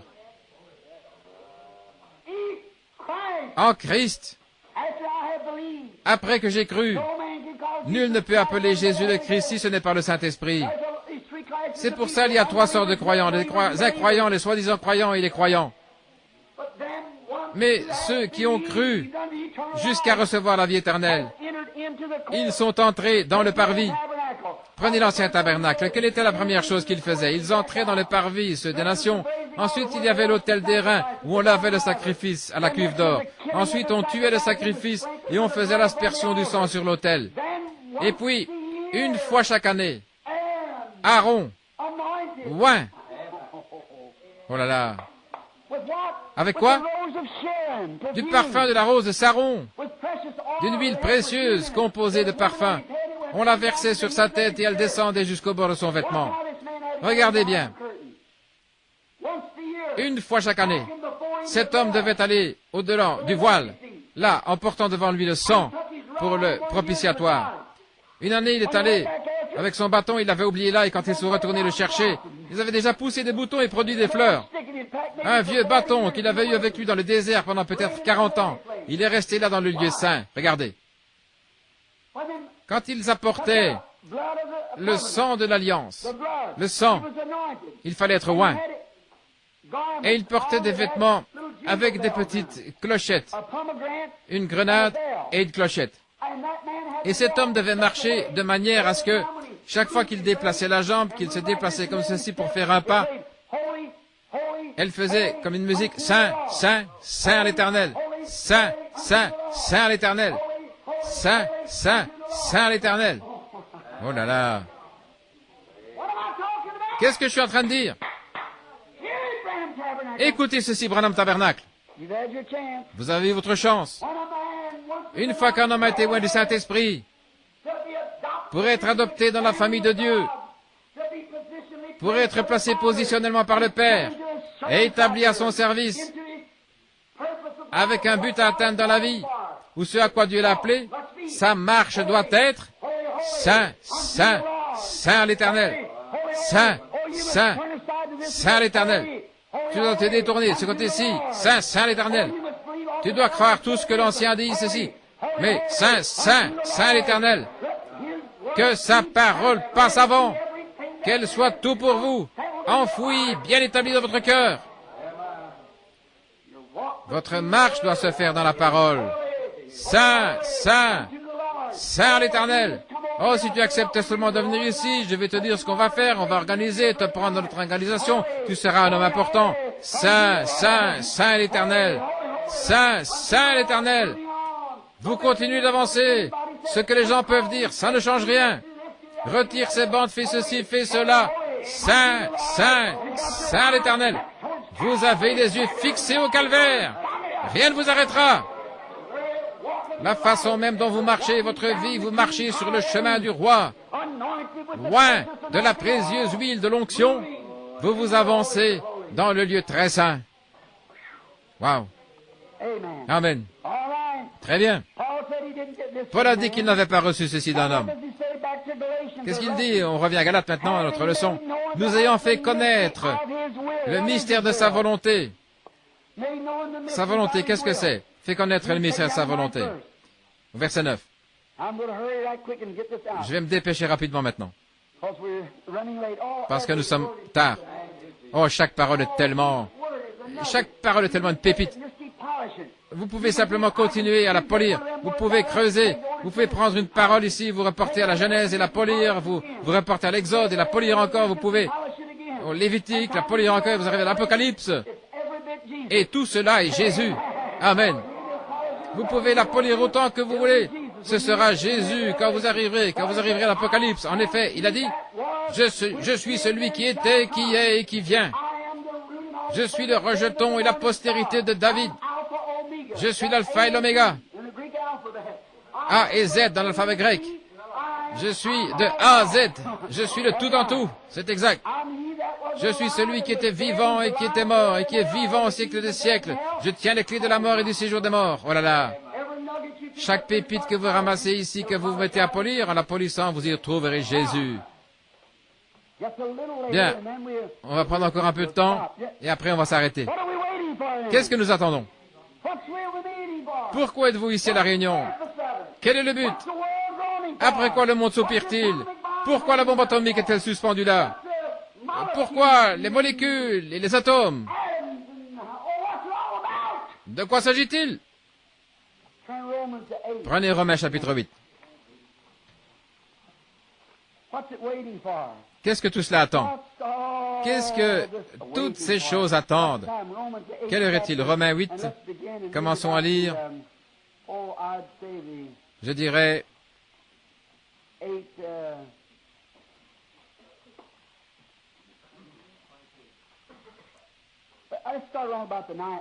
On va commencer au verset 19.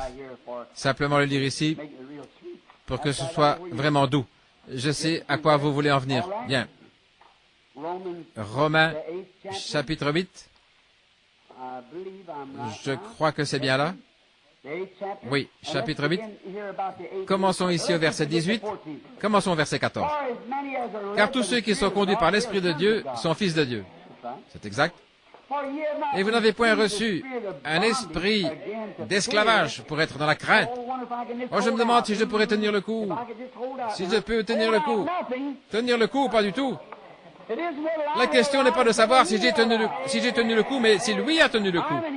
Je suis en lui maintenant. Voyez-vous? Eh bien, vous dites, eh bien, si je suis en lui, maintenant, vous les presbytériens, ah ça, nous l'avons toujours cru, mais votre vie prouve que vous ne l'êtes pas, si vous ne menez pas le genre de vie que lui a mené, si vous ne croyez pas le même évangile que lui a prêché. Vous dites, les baptistes disent, bien sûr que je crois à la sécurité éternelle. Et vous sortez, vous fumez le cigare, vous allez danser, et les femmes se coupent les cheveux, se maquillent et se conduisent comme je ne sais pas quoi.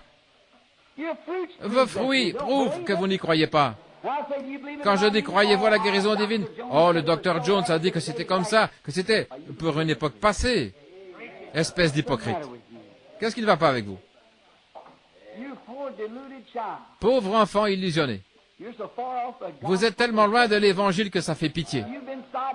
On vous a entraîné vers une route boueuse, vers un dépotoir qui brûle. Voyez-vous pas ce qu'il dit ici? Que tout esprit qui confesse que Jésus n'est pas venu dans la chair en ce moment même est d'un mauvais esprit, du faux esprit. La Bible dit que Jésus-Christ est le même hier, aujourd'hui et pour toujours. C'est ce qu'il a dit à l'époque et il l'est maintenant. Il est comme ça pour toujours. Et vous n'avez point reçu un esprit de servitude pour être dans la crainte, mais vous avez reçu l'esprit de l'adoption après que vous ayez été adopté, d'accord? Après que vous avez été adopté, vous êtes placé, vous comprenez, après que la cérémonie a été prononcée, que vous avez été placé correctement dans le corps, vous êtes un fils, bien sûr, une fille, quand vous êtes né de nouveau, vous l'êtes, ça, c'est votre naissance. Mais maintenant, vous êtes placé positionnellement. Nous n'avons point reçu un esprit de crainte, mais nous avons reçu un esprit d'adoption par lequel nous crions « Abba, Père », ce qui veut dire « Mon Dieu ». Bien. L'Esprit lui-même rend témoignage à notre esprit que nous sommes enfants de Dieu. Comment le fait-il? Vous dites « Gloire à Dieu, alléluia, ça ne me dérange pas, je suis un enfant de Dieu ». Alors vous sortez faire les choses que vous faites. L'Esprit de Dieu fera les œuvres de Dieu. Jésus a dit « Celui qui croit en moi fera aussi les œuvres que je fais ». Voyez? Si ce cep en poussant, il a donné une grappe de raisin, et que celui qui a poussé à côté lui a donné des citrouilles, il y a quelque chose qui ne va pas. Voyez? C'est une église qui a été greffée, c'est un cep qui a été greffé, c'est une personne qui a été greffée, c'est une personne qui fait partie d'une dénomination, elle est membre d'une dénomination et qu'elle se dit chrétienne, mais si elle n'a pas le Saint-Esprit et qu'elle n'a pas la puissance de Dieu et toutes ces choses. Maintenant, si vous sortez là et que vous conduisez comme cette bande de gens ivres, pour la simple raison que vous avez parlé en langue, j'ai vu des démons parler en langue. Je les ai vus danser dans l'esprit, pousser des cris, avoir de l'écume aux lèvres et tout le reste. J'ai vu tout ça. Je ne parle pas de ça. Je parle de l'Esprit de Dieu. L'Esprit lui-même rend témoignage dans notre esprit que nous sommes enfants de Dieu. Et si enfants, héritiers, héritiers de Dieu, co-héritiers de Christ, si toutefois nous souffrons avec lui, afin aussi d'être glorifiés ensemble. Car j'estime que la souffrance, écoutez bien ceci. Oh, c'est vraiment beau. Car j'estime que la souffrance du temps présent ne saurait être comparée à la gloire qui sera révélée en nous. En nous.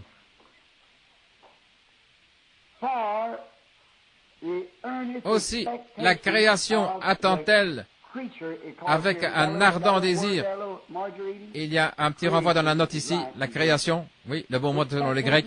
La création attend-elle avec un ardent désir la manifestation des fils de Dieu. Qu'est-ce que tout attend? Qu'est-ce que toute la création attend? Les manifestations des fils de Dieu. Elle attend que l'Église prenne sa position. Qui était le Fils de Dieu? Adam, où était son empire? La terre. Il avait la domination sur la terre, n'est-ce pas vrai? Il n'était pas Elohim à ce moment-là. Il était Jéhovah. Voyez-vous? C'est-à-dire, je suis Dieu, et j'en ai créé des plus petits qui me sont assujettis, et je leur ai donné autorité.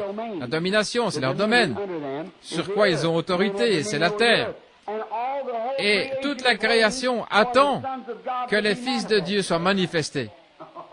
Oh là là!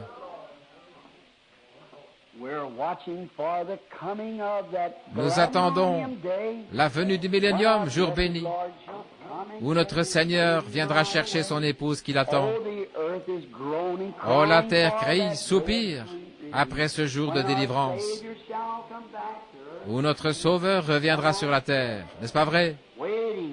Dans le temps, Dieu qui essaye de placer son Église dans sa position pour qu'il puisse se manifester, il s'en approprie un ici. Il peut dire, là mon esprit coule librement, le voilà, je peux agir. Tiens, en prendre un autre ici, là, le placer, je peux le placer. L'adoption, le placement, la manifestation, l'amener ici, lui faire une cérémonie, le visiter par un ange, lui dire quelque chose. Mais s'il a dit la vérité, mais s'il c'est seulement en train d'inventer quelque chose, ça ne marchera pas. Non, non, non, ça ne marchera pas. On en a eu beaucoup. Mais je parle de manifestation des fils de Dieu. Quand Dieu se manifeste et qu'il l'envoie. Et à ce moment-là, il va de l'avant et ce qu'il dit est la vérité. Ce qu'il fait est la vérité. Ce qu'il fait, il manifeste Christ. Comment le juger? À la façon dont il se tient avec la parole.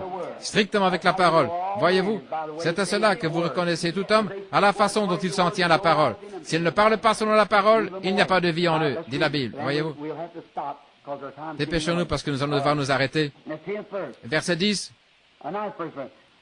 Plutôt le verset 9. Nous ayant fait connaître le mystère de sa volonté, de nous adopter selon le bon plaisir qu'il avait formé en lui-même.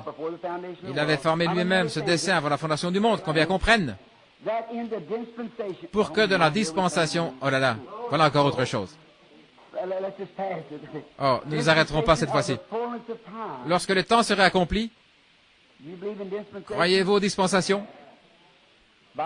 La Bible le dit.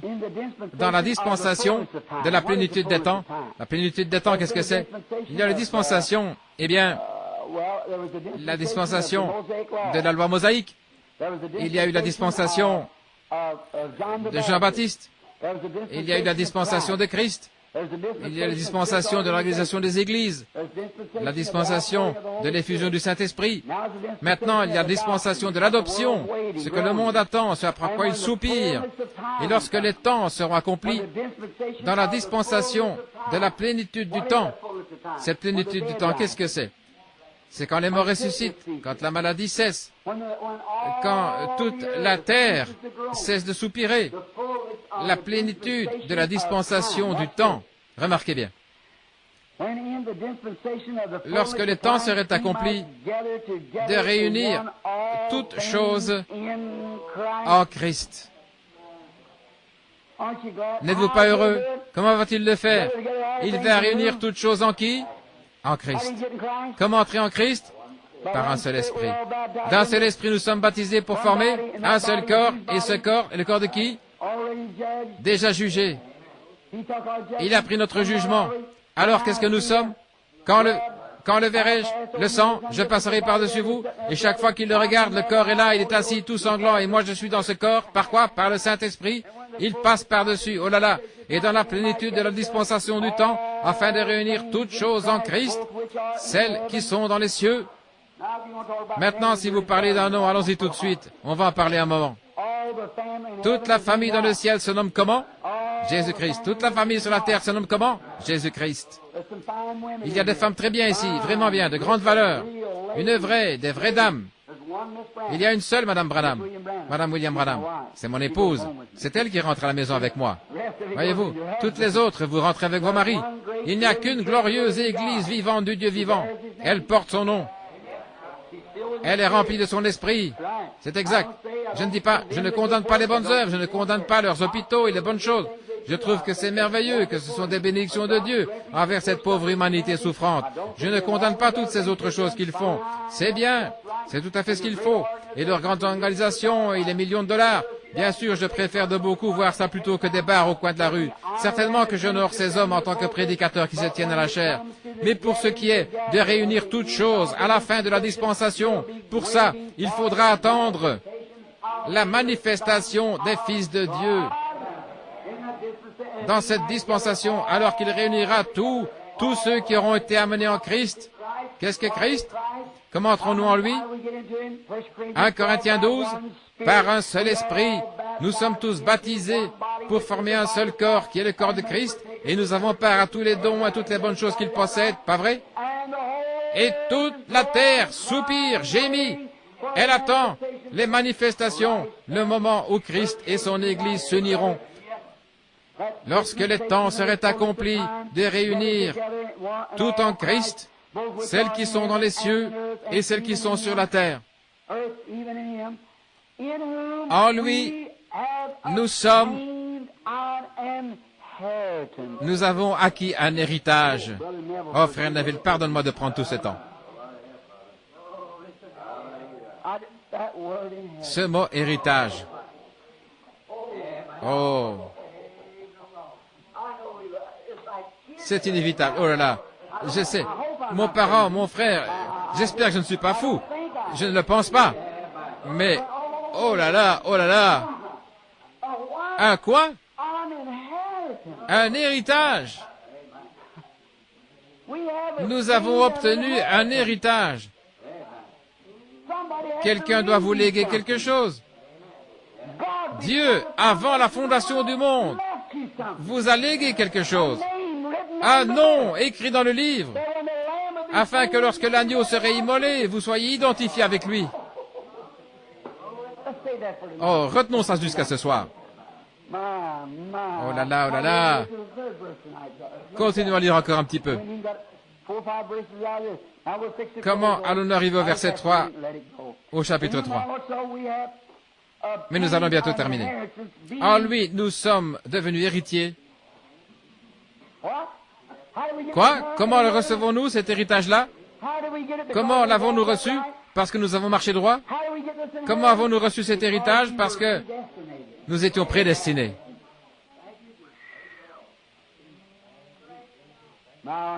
Mes frères arméniens, je sais que c'est vraiment dur à entendre. Mon but n'est pas de vous blesser, mais ça me fait tellement du bien de savoir. Vous avez l'autre, vous l'avez, frère, oui, vous l'avez. Mais vous ne le voyez pas, c'est tout. Vous l'avez quand même, voyez-vous. Tout va bien pour vous. Mais oh, c'est tellement bon d'y plonger le regard, oui. C'est comme ce que frère Neville disait une fois au sujet de la fête foraine. Trouvez-vous un escabeau et faites le tour pour voir ce que vous avez. Oui, monsieur. C'est à ça que ressemble ceci. Le Saint-Esprit de Dieu est notre escabeau. Il nous dit ce que nous avons. Voyez, un héritage. Quelle sorte d'héritage? Ayant été prédestiné, suivant la résolution de celui qui opère toutes choses, d'après le conseil de sa propre volonté. Avant qu'il soit un papa, avant qu'il soit Dieu, avant qu'il soit un sauveur, avant qu'il soit un guérisseur, avant tout ceci, il a prédestiné. Il a mis le nom de l'agneau dans le livre. Il a parcouru le regard le cours du temps par sa préscience. Et il a vu votre nom, il l'a mis aussi dans le livre. Qu'est-ce que c'est alors? Au bout d'un certain temps, nous sommes venus au monde, de parents pécheurs, nous nous promenons sur la terre, vous savez, tout à coup, comme ce petit juif, on est crochu, Paul, vous savez, s'inquiétait de sa tâche, tout à coup, il a dit, oh, et vous dites, Abba, Père. Et voilà que nous sommes venus à venir. Il nous a prédestinés à recevoir, lui, notre héritage, qui nous avait été prédestiné. Voyez, nous avons hérité de cela avant la fondation du monde. Oh, selon sa propre résolution, afin d'accomplir son bon vouloir exactement, d'être un Dieu et un Sauveur. En lui, vous aussi, après avoir entendu la parole de la vérité, et qui est la vérité? Jésus est la vérité de l'Évangile. Quel Évangile? Il n'y a qu'un Évangile.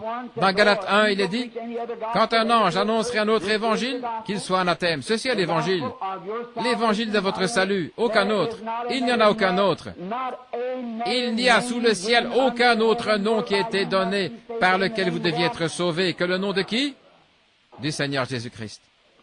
Oh là là. En lui, après avoir cru, vous avez été scellés. Oh, gloire à Dieu. Après avoir cru, comment pouvons-nous nous contenter de voir ça en vitesse, frère? Retenons donc ça jusqu'à ce soir. Qu'est-ce que vous en dites? Je ne peux tout simplement pas aller plus loin. Retenons ça jusqu'à ce soir. Je n'arrive pas à me défaire de ce mot, sceller, la façon dont on y entre, vous voyez. Un héritage par prédestination. J'ai hérité de quelque chose. Quel héritage? Il faut que quelqu'un m'ait laissé un héritage. Et vous dites, Jésus vous a laissé un héritage. Pardon. Jésus ne m'a jamais laissé d'héritage. Jésus ne vous a jamais laissé d'héritage. Il est seulement descendu pour payer pour votre héritage. Il vous a transmis votre héritage. Mais votre nom avait été mis dans le livre de vie de l'agneau avant la fondation du monde. C'est Dieu qui vous a donné votre héritage. Votre héritage était là d'abord. Jésus est seulement venu. Voici de quelle façon il cherche à l'expliquer. Dieu dit, eh bien, il y a beaucoup de gens qui sont perdus, il n'y en aura pas un seul de sauvé. Alors je vais faire descendre Jésus et peut-être que lui, que quelqu'un regrettera, qu'il saura ce que j'ai fait et qu'il sera sauvé. Oh, miséricorde. Je ne gérerai même pas mon bureau comme ça. Et il y a des fois où je les gère vraiment mal pourtant, vous voyez. Je ne ferai pas comme ça. Et Dieu alors, Dieu par sa préscience, il a vu précisément qui serait sauvé, qui ne serait pas sauvé. Il a envoyé Jésus sauver ceux qu'il savait déjà élus.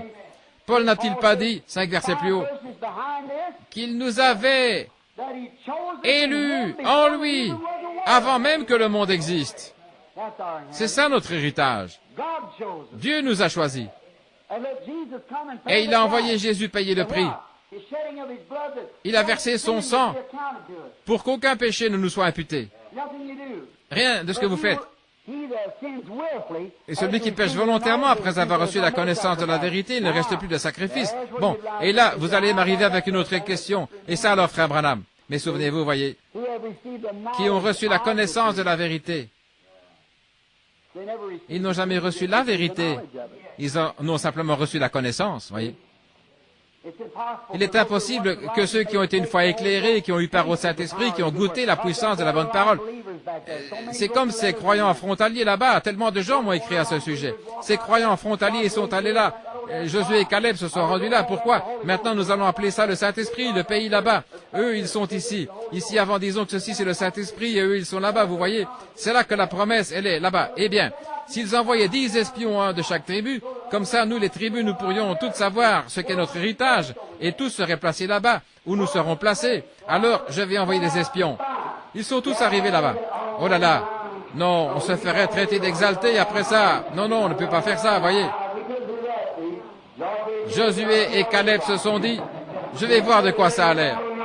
Alors ils sont venus de ce côté, ils ont regardé ce qui se passait chez ces gens-là. Oh, ils ont tendu le bras, ils ont coupé une grosse grappe de raisin là-bas, ils se sont retournés. Ils ont dit, oh là là, c'est beau, c'est très beau. Voici, prenez-en.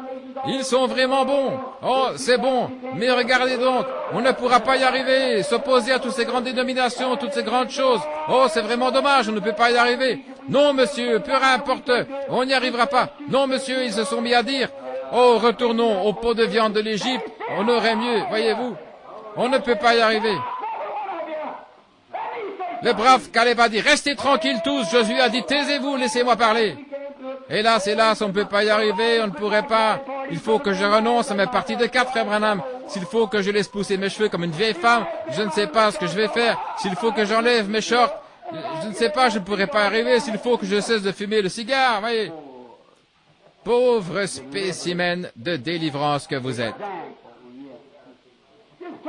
Je ne peux vraiment pas.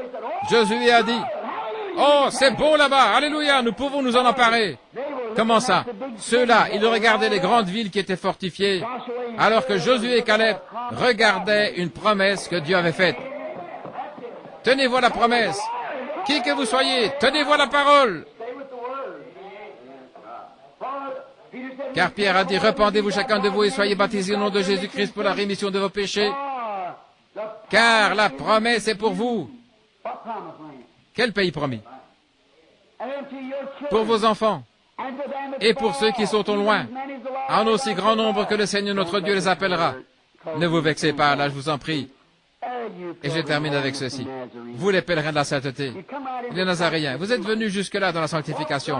Vous êtes avancés jusqu'ici, même jusqu'au point où vous voyez les raisins, et puis vous avez fait demi-tour. Et vous êtes retournés. Vous voyez ce qui est arrivé? C'est ça le problème. Vous n'êtes jamais entré dans le pays.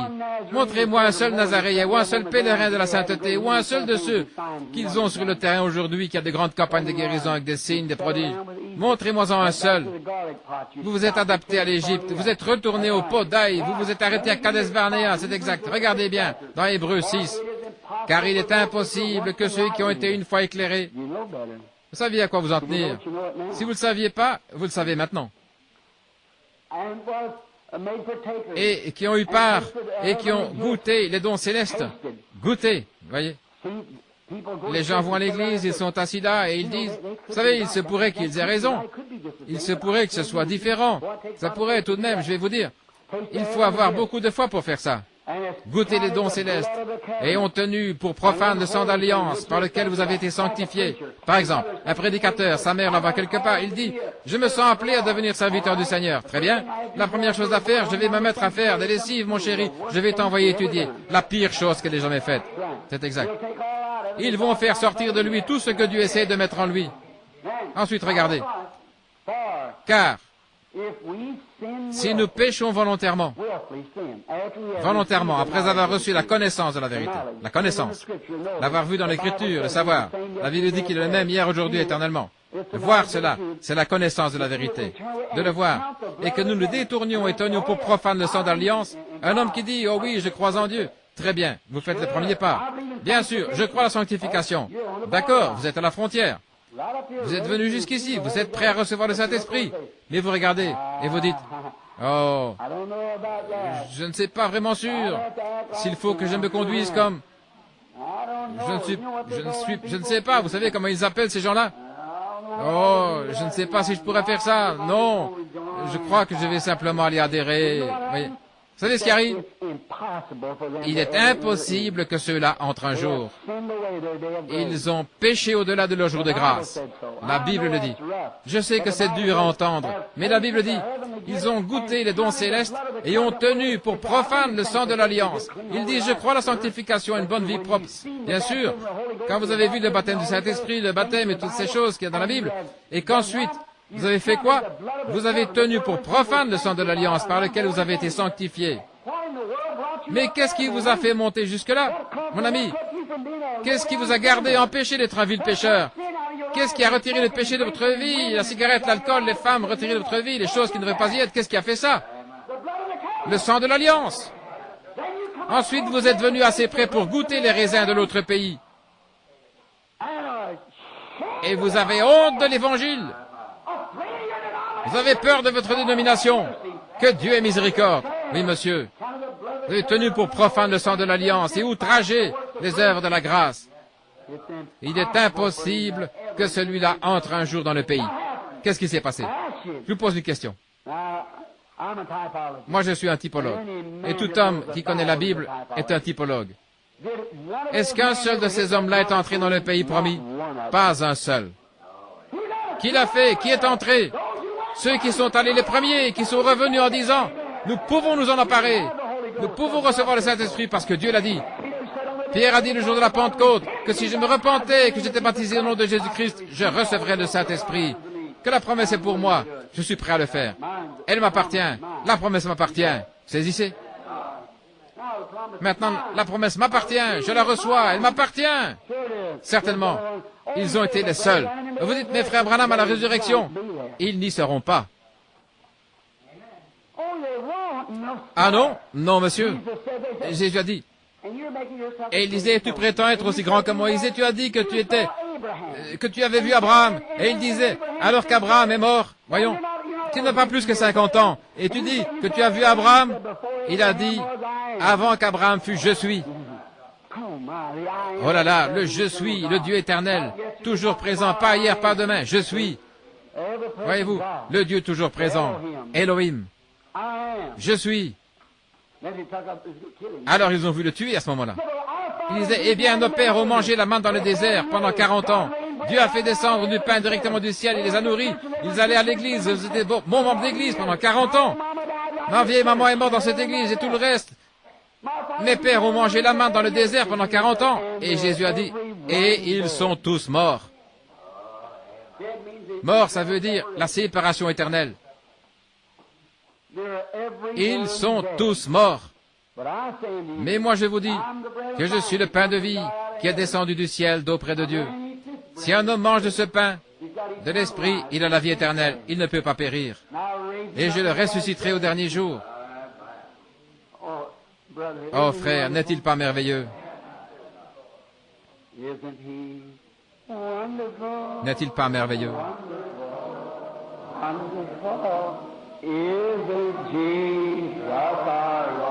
Jésus notre Seigneur, n'est-il pas merveilleux?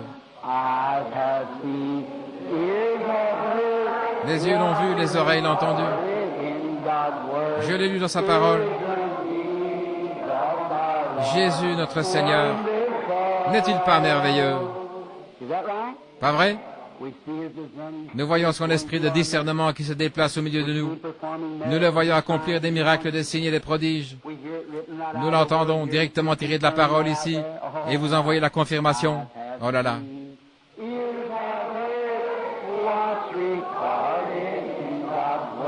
Je l'ai vu, entendu dans la Bible, je l'ai lu. Jésus, mon Sauveur, est merveilleux. Encore 2 ou 3 minutes. Il y aura un baptême, service de baptême. Et maintenant, pour ceux qui vont être baptisés, que les femmes aillent de ce côté-ci et les hommes par ici. Donc, les hommes à ma gauche, par ici, de ce côté-ci, et les femmes de ce côté-là. Il y aura des sœurs qui vous attendront là, avec les vêtements appropriés. Alors, s'il y a un homme ou une femme ici ce matin, et vous êtes convaincus, vous croyez à la parole de Dieu, et vous croyez que Dieu tient sa promesse, qui dit que si un homme se repent complètement de tout son péché, à ce moment-là, le sang n'a encore rien accompli. Non, c'est seulement votre foi en Dieu. Dieu qui appelle. Le souffle de Dieu. Il vous appelle. Je n'ai jamais été baptisé. Mais si seulement je pouvais commencer à agir différemment.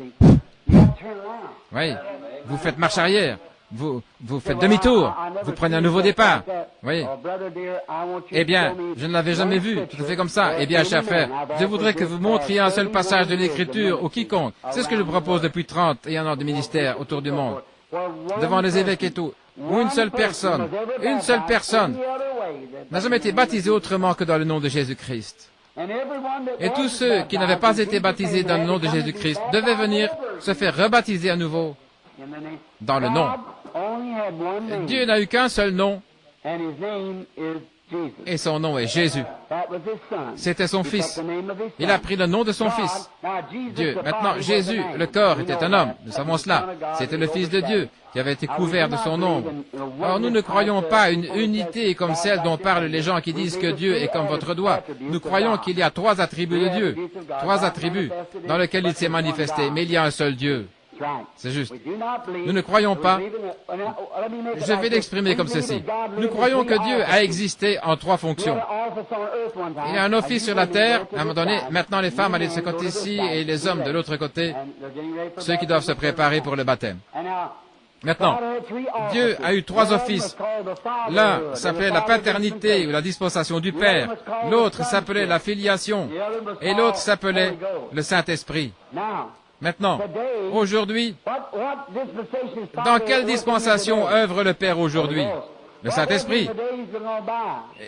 Qu'est-ce qui a été dans le passé? Jésus. Qu'est-ce qui a été avant ça? Le Père. Il n'y a qu'un seul Dieu, pas vrai? Il est Père, Fils et Saint-Esprit. Ces 3-là, ces 3 fonctions d'un seul Dieu. Un seul Dieu. Bon, mais Père n'est pas un nom, n'est-ce pas? Je voudrais vous poser une question. Là, je vais vous citer Matthieu 28, 19, où Jésus dit « Allez, faites de toutes les nations les disciples et baptisants dans le nom, N-O-M, du Père. » Maintenant, je vais voir si vous connaissez bien votre écriture. Dites-moi quand je vais dévier. Puis il leur dit, allez par tout le monde, prêchez l'évangile à toute la création. Celui qui croira et qui sera baptisé sera sauvé. Celui qui ne croira pas sera condamné. Voici les signes qui accompagneront ceux qui auront cru. En mon nom, ils chasseront les démons.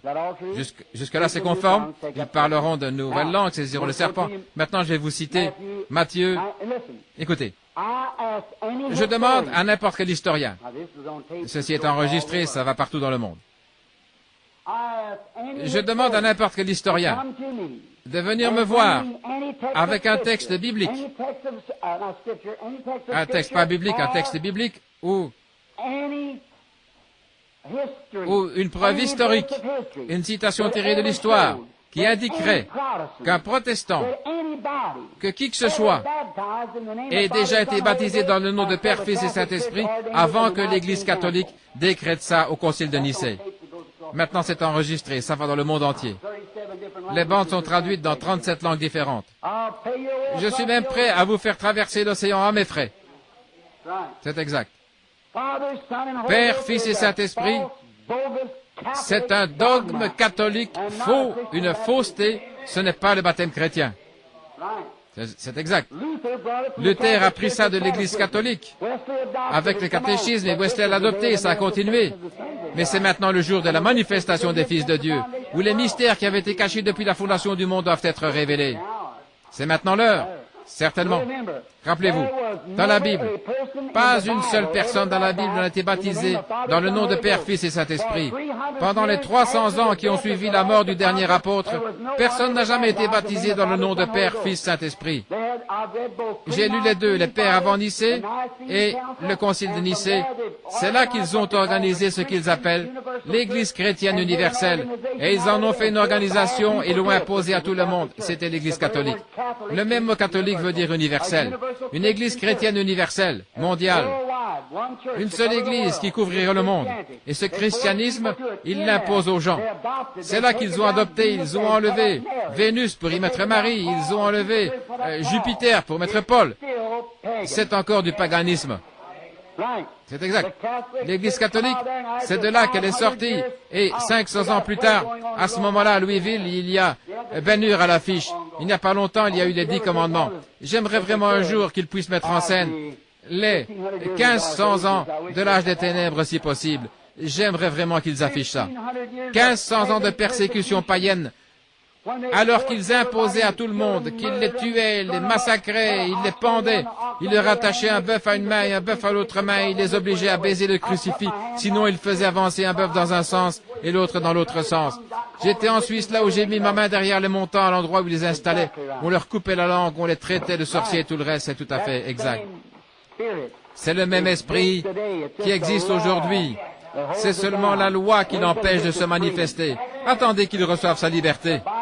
La Bible l'a dit. Attendez seulement qu'il se montre son vrai jour, qu'il en ait la possibilité. Il se pourrait bien que vous les lisiez dans peu de temps, pour autant que je sache. Voyez? Ça viendra, il n'y a aucun moyen de l'empêcher, ça doit venir.